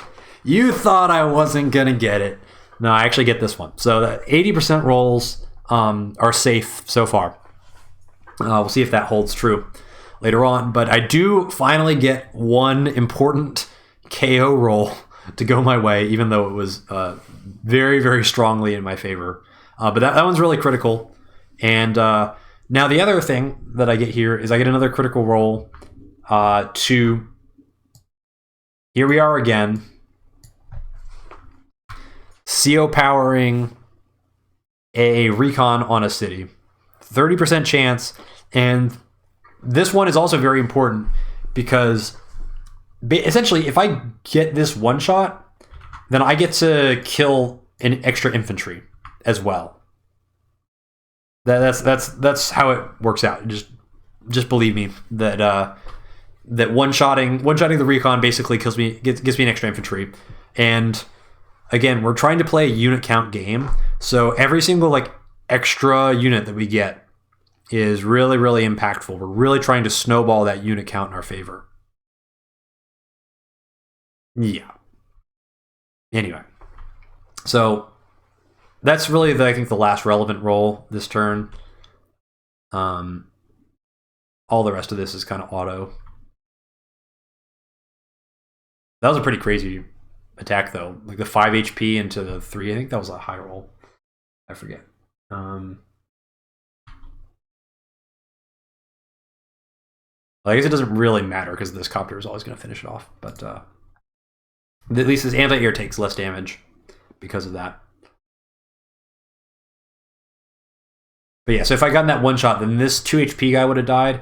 And that actually is... It matters because now this guy has the option to potentially go onto this mountain and see everything, which I don't love.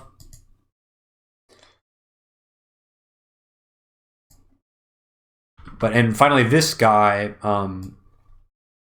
it's finally his time to move forward. Now we know that this rocket is gonna shoot this anti-air, so it's okay. We can't really do anything about that, but our artillery are kind of already in position. So as long as the trades keep happening, I've got more of my one-shot range units than Cole has. So feeling pretty good about this. And if you look at the kills now, we're still up 7 kills. It's pretty healthy. And overall, we've been killing 5 or 6 units every turn for the last couple of turns. If we continue at this rate, and we're both losing 5 or 6 units per turn, well, Cole's going to run out first.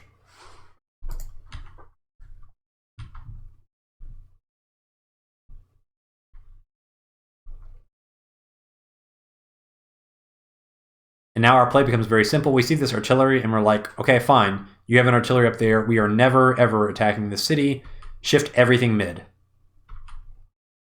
And we need to repair our infantry here.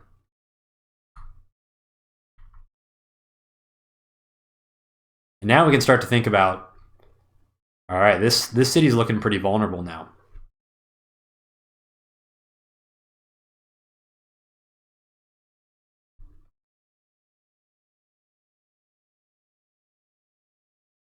The tank comes in here. That's pretty nice because that's in range of our artillery. Anti-air comes in here. That's pretty nice. That's in range of our artillery. Recon comes in. This is not a happy feeling.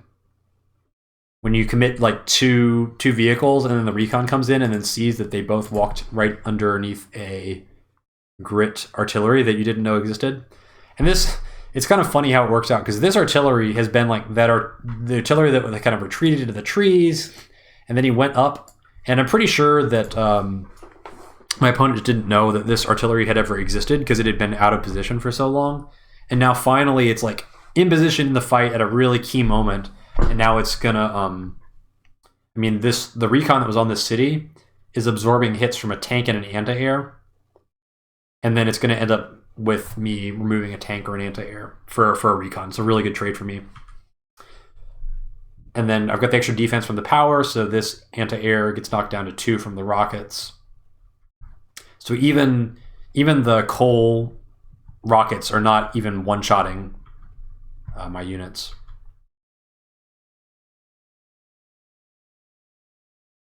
You see that? I think that's a damaged tank. Yeah, that was like that was the tank that was damaged earlier, I believe, that we saw move through.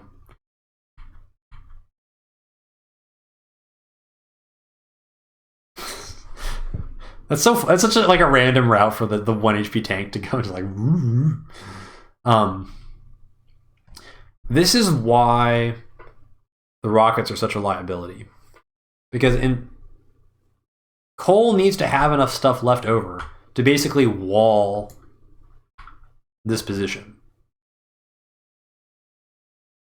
And the second that I am strong enough to actually threaten this tile,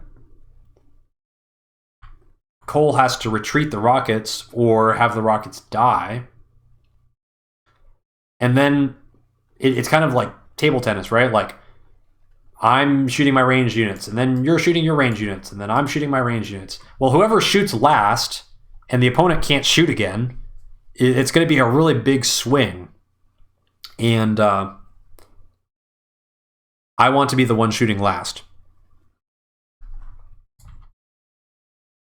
And if we kind of we're both running out of units, but as long as I maintain about 6 unit kills, and it's my turn.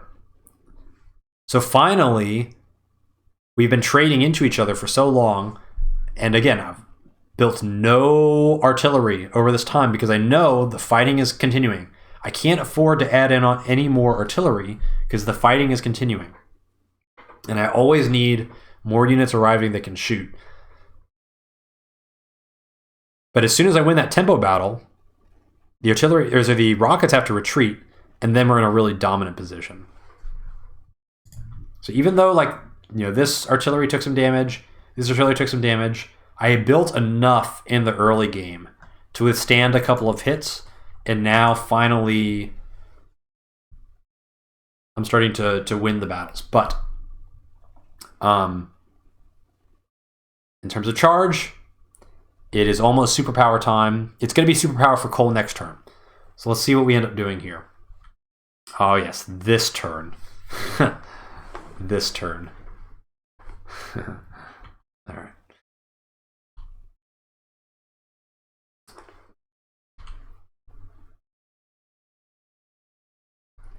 So we get a little cute little play here. This is a little bit of a counterintuitive play. I had a feeling that this that there would be a copter here because it's 6 away from the airport, and I know that he needs to like defend the access to this rockets because he's got to keep it alive, and this 1 HP tank is not really. It's very vulnerable. So if you leave this tile open, then you risk the potential for something hitting the rockets from there. So I was pretty sure that there would be a copter there to block that, but then that creates the possibility for me to use this 4 HP anti-air to hit the copter. So my turn is actually kind of designed around that. We can use this tank, or say this artillery, to either remove the tank or the anti-air. And you might think that it would be better to remove the anti-air because it's pretty much a one-shot. But I'm actually going to be removing the tank instead, and then I can hit the anti-air with the tank on the city.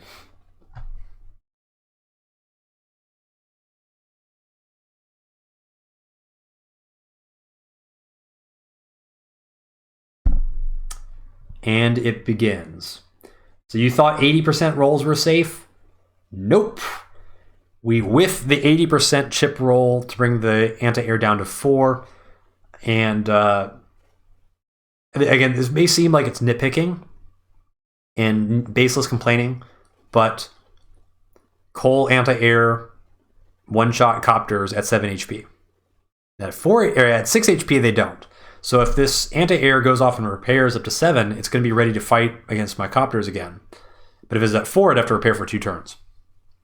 Sometimes these things end up mattering a lot. But it's okay. So we got some infantry. We can finish off these 1 HP tanks. The first one is an 80%, and the second one is better than 80%. And it's kind of hard to know exactly how much better it is. I think it was 82% for the second one.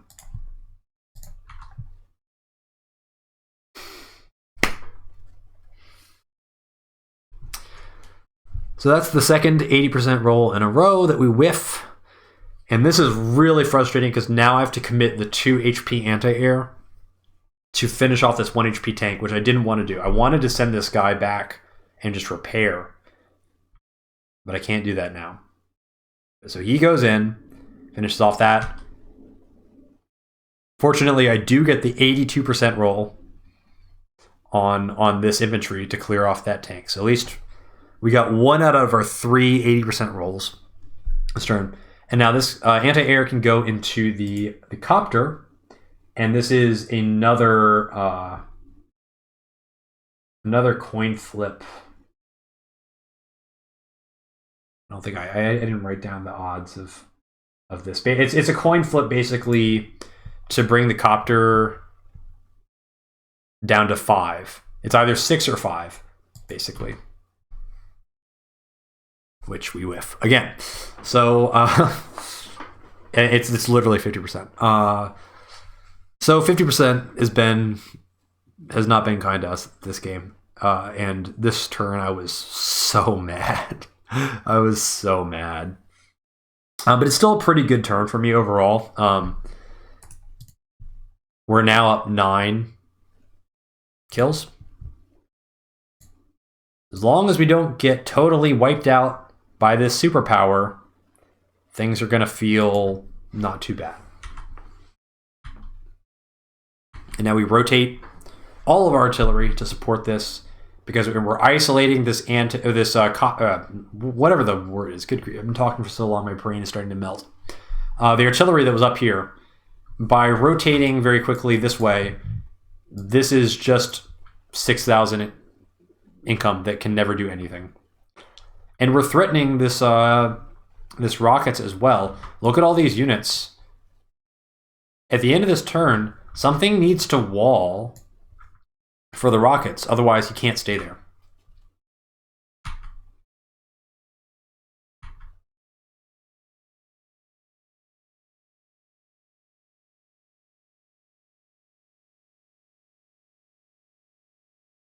It's very, very simple deathball tactics.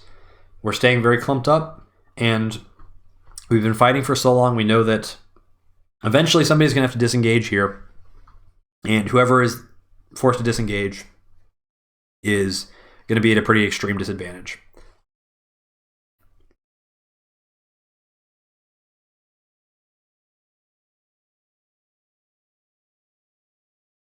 And again, we're expecting fighting to continue. We don't need any more artillery. We've got enough. 4 full HP artillery is pretty good, but let's see if we can survive this superpower.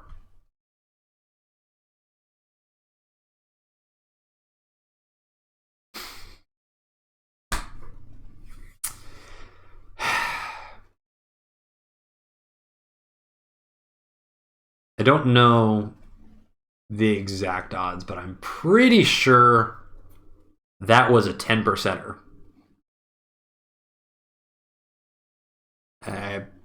It wasn't much, if it was better than 10%, it's not much better than 10%. So that recon just no scopes the 2 HP anti-air out of existence. Crazy roll. And that actually slightly matters. It's not a huge impact on this play. I think I kind of checked it out afterwards. If that roll doesn't happen, I think this 6 HP copter has to go into the infantry first instead of this copter and takes chip damage to go down to 5 or something like that. I don't know. It was just, it was annoying just for the point of spiting me, I think.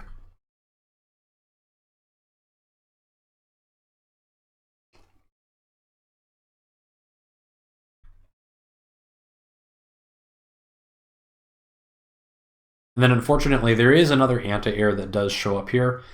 There was a chance that if there wasn't another anti-air joining the fight this turn, there would actually be no way to easily deal with my copter there. So it's a little bit unfortunate that just kind of happened to be the unit that was built that turn. But credit to my opponent for having good deployment and good timing there. And then unfortunately, we do get an artillery deleted here. But this is, I mean, it's a double-edged sword, right? Because this tank being here, getting the road bonus damage from the superpower means it's a tank on a road against Grit. So sure, you're trading, you're removing an artillery in one hit, but also this tank is extremely vulnerable and is going to be no problem to remove it all next turn.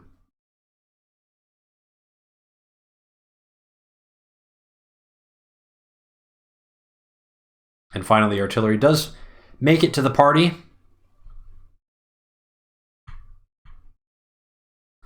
But it's not in range to shoot anything. This does look pretty spooky, though. If we look at the KD, all of a sudden it's a close game again. Only up 2 kills.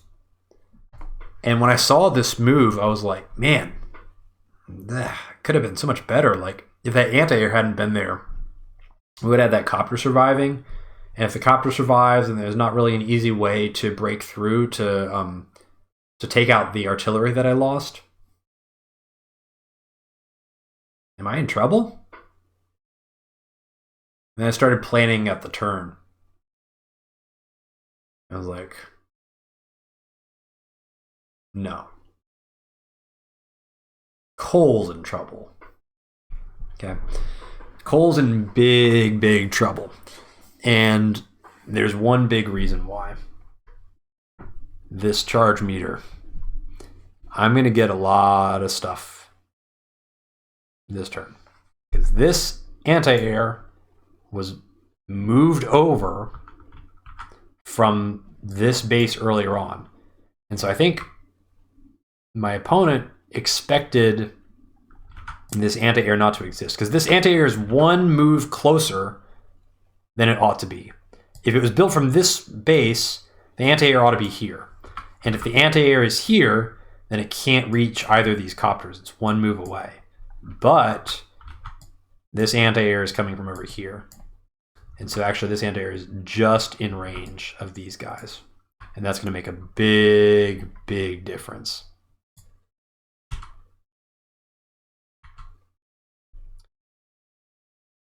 So there's a little optimization here. I'm actually going to hit this anti-air with the recon.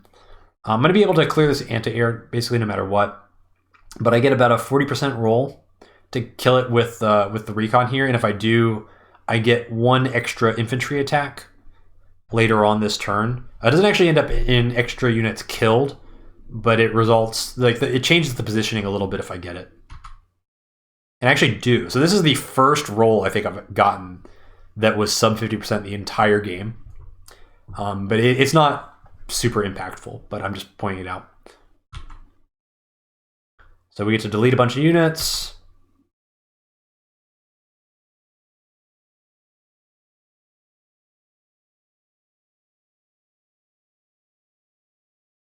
So that is the attack that I got. So getting that recon roll and not needing an infantry to finish off the anti-air basically lets me attack with this infantry into this guy. And now I can see the rockets for the first time. And then that lets this artillery kill this infantry, which otherwise would be covered by the artillery. So we're trying to do infantry trading, because the idea here is, I think I'm winning this fight. So I think after this turn, Cole is in an impossible position where Cole can no longer fight here. It's not that Cole can't make a wall to prevent me from getting to this rockets. It's that my charge bar is about to fill up. Next turn, I'm going to have the option to superpower, more than likely. When I superpower, this artillery, 1, 2, 3, 4, 5, 6, can reach the rockets. Who's zoning out who? Well, now it's Grit artillery zoning out Cole rockets. And additionally, this positioning is really nice because this anti-air is actually so close to the rockets that the rockets can't shoot him. The only targets available for the rockets are recons. And we killed a lot of stuff. We got back up to, we killed 6 units this turn. Pretty good. So we're back up into that pretty substantial unit count lead yet again. And if we force a disengage this turn, then that's going to be kind of locked in. Like it's been ping-ponging back and forth, back and forth. I'm up 7 kills. I'm down to only up 2. I'm up to 8 kills. I'm only up 1. Like back and forth, back and forth. But then the second the fight stops, that is when, like, okay, like the advantage is cemented. And we think that this is finally the turn that the fighting cannot continue anymore, because I have finally kind of won the moment. And we're just going to stay out of range of this artillery. This artillery not able to do squat because it can't get close enough. Grit artillery just too good.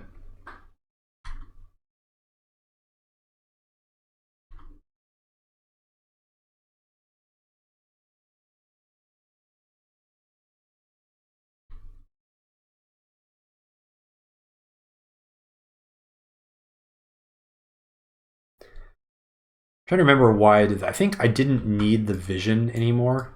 And basically the only way in which there's not a disengage this turn is if Cole finds a way to basically break through to this artillery and hits it.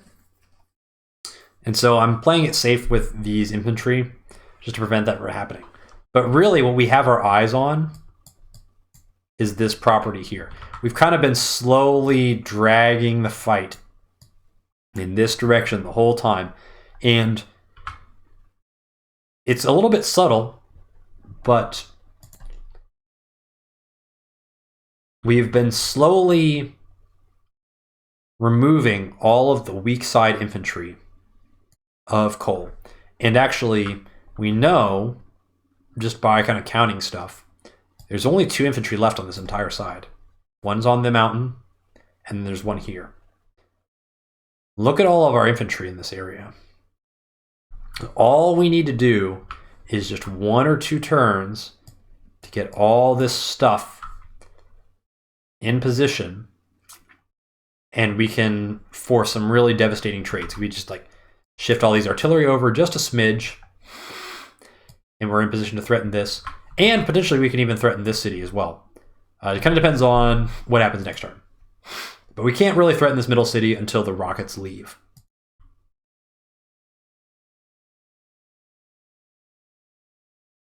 And you'll see, we build an artillery again.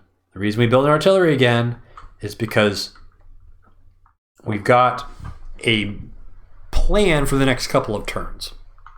And the plan is that these guys are repairing. And they're not going to be ready to fight for another about 3 turns or so. And what we're doing is all of our stuff is kind of headed this way. And this is going to be under the immediate threat. And so if Cole basically full commits everything to try and defend this property, then we're going to wham, sneak attack from the other side with these repaired infantry and the artillery. But we need to build the artillery now because we can't really be in position to launch an attack on this property for like another 3 turns. And we think it's safe to build an artillery because we think the fight is going to be ending this turn. Like that's what we're betting on. We think Cole can't counterpunch against this. We finally dealt enough damage that we can force this rockets away. And we can. We see the rockets retreat.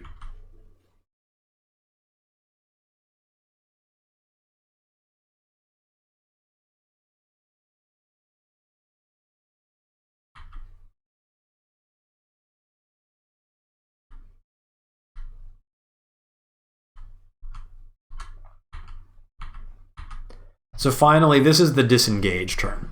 So it's been like 5 straight days of massive fighting. We're disengaged, and now we're up 7 unit kills after everything is said and done. There's 2 options here. We can't really break this, even though it's tempting. Because all of our power is really in these artillery. We don't really want to move the artillery forward, because if we move the artillery forward to continue zoning the rockets, we're kind of putting the artillery on this line of terrain that is really low defense and potentially could get counterattacked. But now that this rockets has moved back, it's still covering this city. So that's the city that we're kind of immediately in position to attack. But this city is now open. And additionally, we built this artillery last turn with the expectation of coming up here in about 3 turns. But what if we just don't do that? Because actually some like our artillery are actually still kind of in the middle. We're in the pivot. The world is our oyster. We have what is called the initiative, which means we get to decide where the next fighting happens.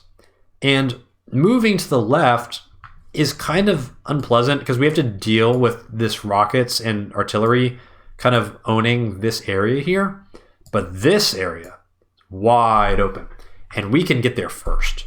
And if we get there first, Cole can't enter into our territory.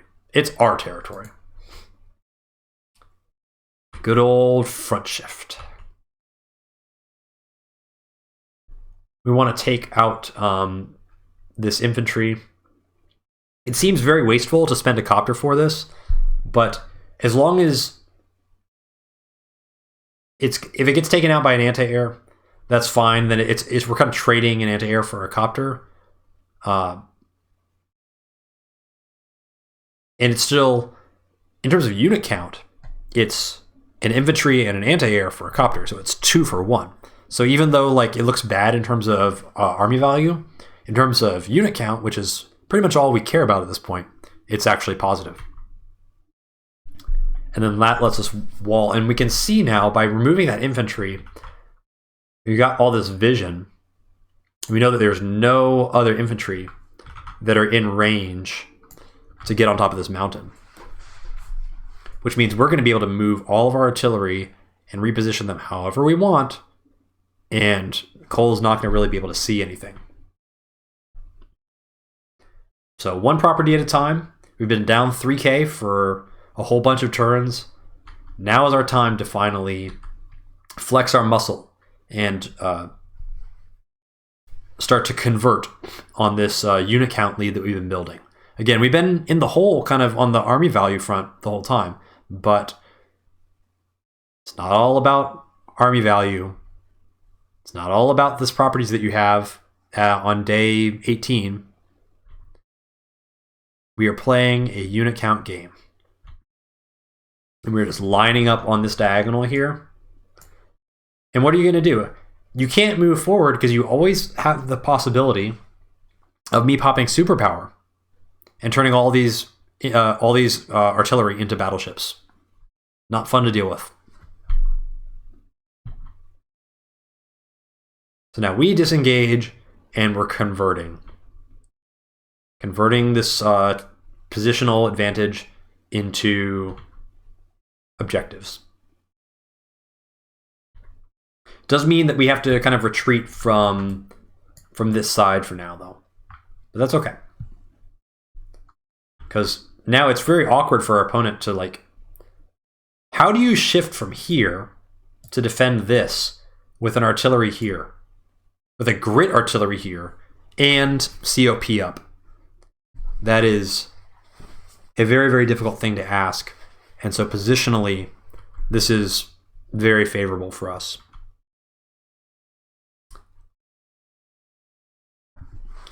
Look at this deploy turn. Double artillery into T-copter. So this should tell you something about what I think is going to happen for the next couple of turns. I'm not expecting there to be a fight. I think that Cole thinks that I can't fight here. So now I'm using this opportunity where there's a lull in the action to add on a couple more artillery to make my kind of death ball stronger, because I've taken a few hits on my artillery, right? Like we had the 5 HP artillery, got repaired up to 9. We got a 3 HP artillery. 1 artillery got smacked by the tank. So we need a few more to kind of get us back up to where we are. And we're building the T-copter because I can see how strong this position is over here. And this T-copter, first of all, can move this infantry immediately next turn. And what I'm thinking about is we want to get potentially on this mountain or over here. And then if the T-copter is like here, I can potentially send an infantry up here, dropped here, and we would go around the vision of this mountain so that we could potentially do a sneak attack on the comm tower as like kind of a coup de grace.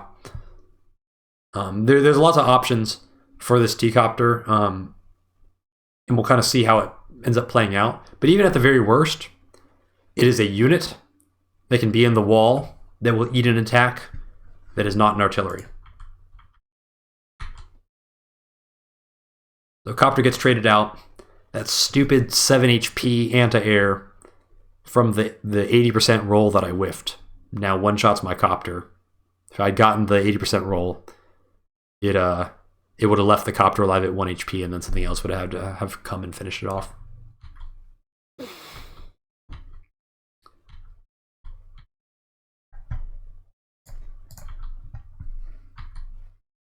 You see the rockets come up to here, and this is actually the only tile that the rockets can be on. We just know based on the total amount of movement. So it's always good to know where the rockets is.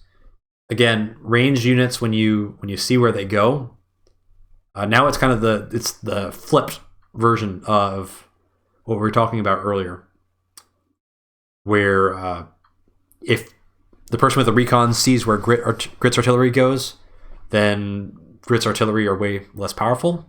Well, likewise, if we see where the rockets go, we're not going to be messing up any positioning now that we know where they are.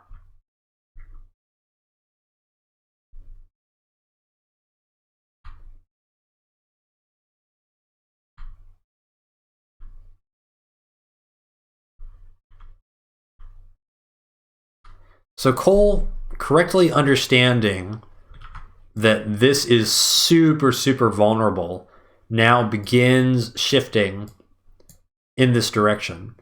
But the problem is speed. I'm here already, and I'm going to be able to get here before Cole can get here.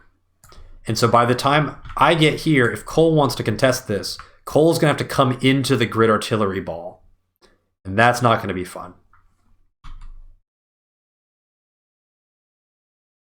And we do get this city as well.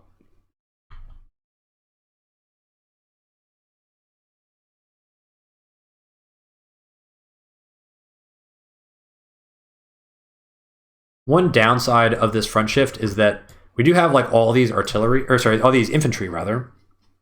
And these infantry are slow. They're not really gonna be able to join the push up here, but that's okay. Because we know that there's only one infantry left over on this left side, on the weak side. And this is a lot more than 1 infantry. All we really need to do is move all the vehicles up here and fight in this area, and move all this infantry that isn't really fast enough to join.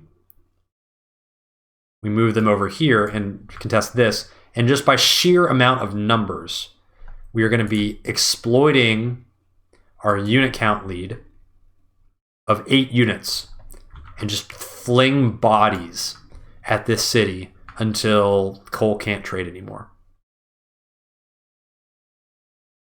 Unfortunately, even though it feels like we're in position to do something about the center city, the rockets is there. So this is still not an option. We're getting zoned off this center area, but we got this one. This is a really big one. It's very hard to get this center city after the early phase of the game, and we just locked it down.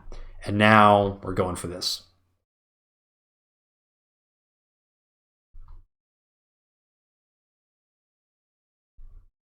And now the paths diverge.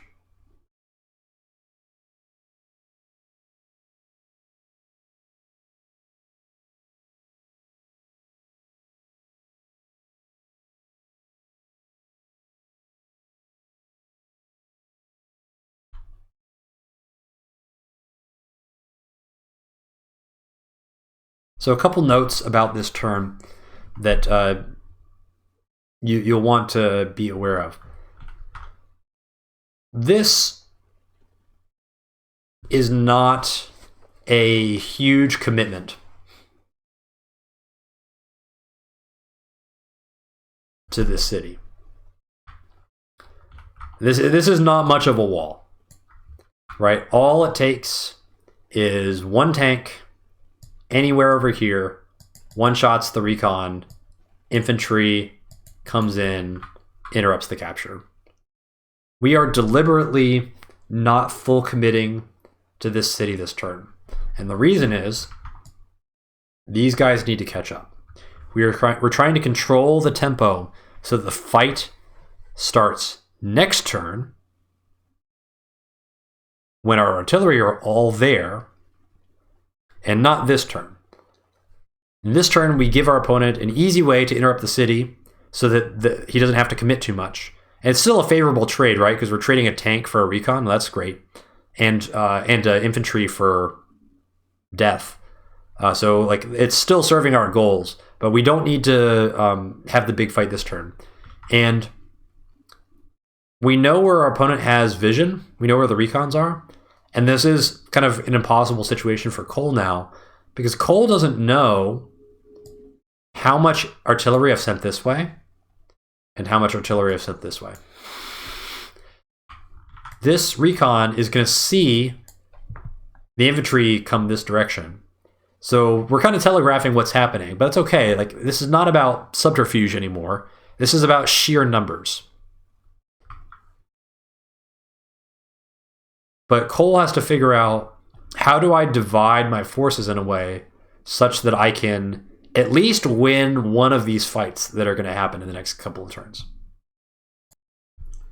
And then for deploys on this turn, double anti-air. We don't really need to push unit count in terms of air units anymore. Really the only way that this can go south for me, I'm feeling like, is if I run into stuff that shoots up. Got a lot of artillery. Anything on the ground is pretty much under control, especially with the potential for a superpower.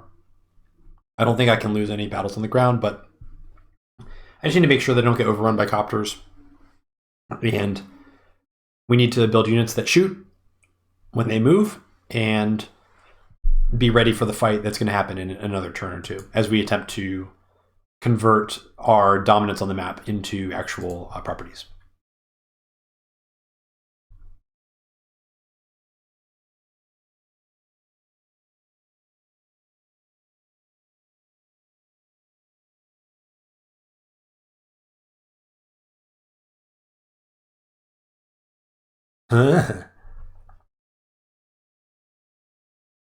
That's really annoying.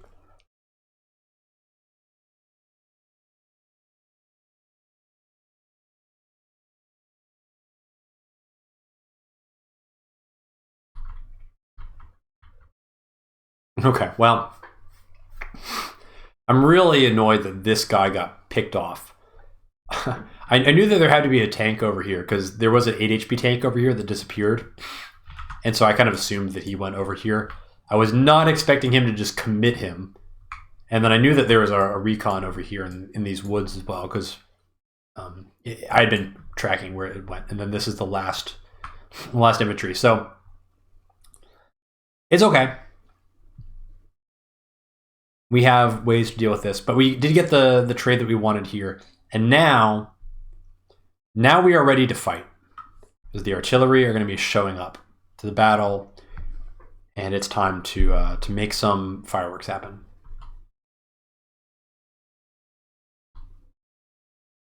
This is the benefit of being in position. Because we won the race to this corner, now we get to clear out all this stuff and have the artillery in position to back us up. And then Cole has to attack into that. We are technically extending into like 2-turn reinforce range, but it's actually okay as long as we get our wall in place in front of our artillery.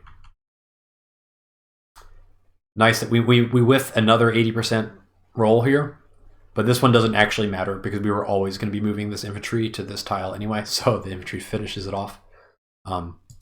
Just when you're down, you're down. And then I actually goofed this. This is a mistake. I meant to use this recon instead of this one.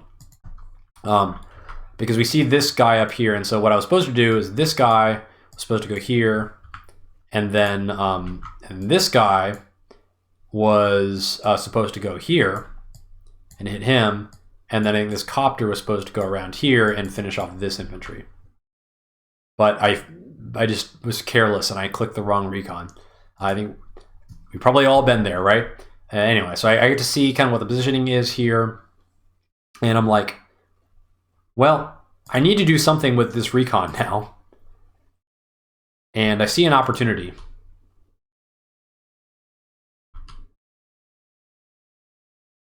So instead of going after this infantry, we are now going to ignore this infantry. And we kill this mountain infantry instead. And you may think like, wow, this copter is like super exposed. You see the anti-air here. What are you thinking? Well, this is what happens. If you ever lose this area of the map, this is where things get very dangerous because this mountain and this mountain form this little choke here. And what you're going to see is I'm going to wall this in a way that is incredibly difficult to break through. And this copter, I mean, how is this anti-air ever going to reach this copter?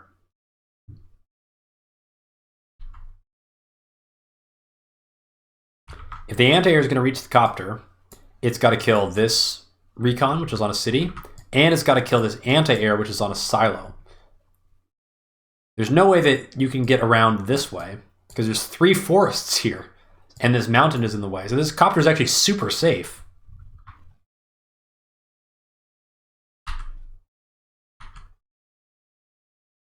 And we just wall. So sure, this infantry is here. What is this infantry going to attack?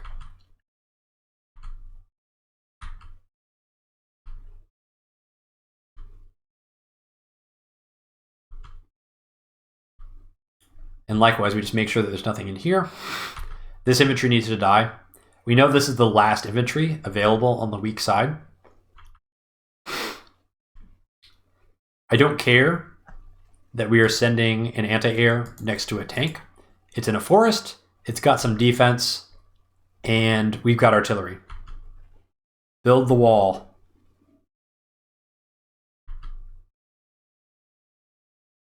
The only reason we can get away with doing stuff like this is because we are now 11 units up in unit count. And it is a sheer numbers game. That is all we're playing. I've got more stuff than you. If you want to fight me, you're going to have to send vehicles into my infantry, and then you're going to get counterattacked by artillery. This is the end game for a grit that is winning. I've been down on income the entire game, and now finally I am threatening 2 contested properties with my deathball.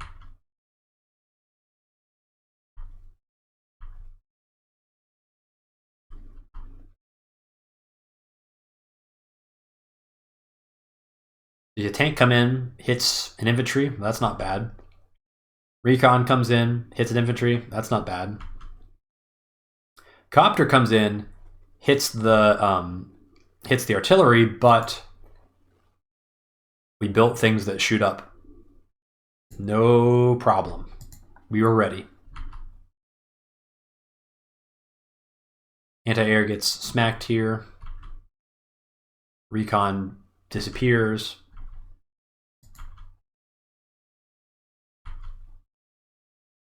Artillery up into somewhere. Anti-air disappears. Disengage, disengage, disengage. And retreat. So because we got here first, there's just not enough stuff to break this. We kind of lost track of the rockets. Don't know where the rockets went, but we don't really care. We can just superpower and shoot stuff after we take our 2 cities. Now we have the income lead, so that's really nice. And now we just superpower and we shoot stuff. Kill the tank. Kill the other tank. Kill the tank. Infantry, infantry. Trade for vision. Disengage.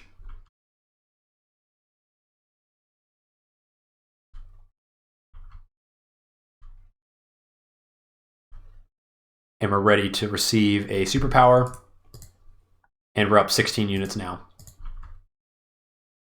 And now it's very easy, right? Now all we need to do is play this out to day limit and not lose any properties, and we're going to win.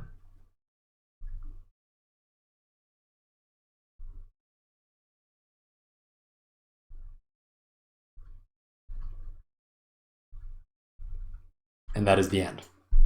So, finally made it to the end. Hey, I mean, we made it to the finals. Why not win the whole thing, right? But before we celebrate too much, I think we all should give a massive well played to Jaklyman.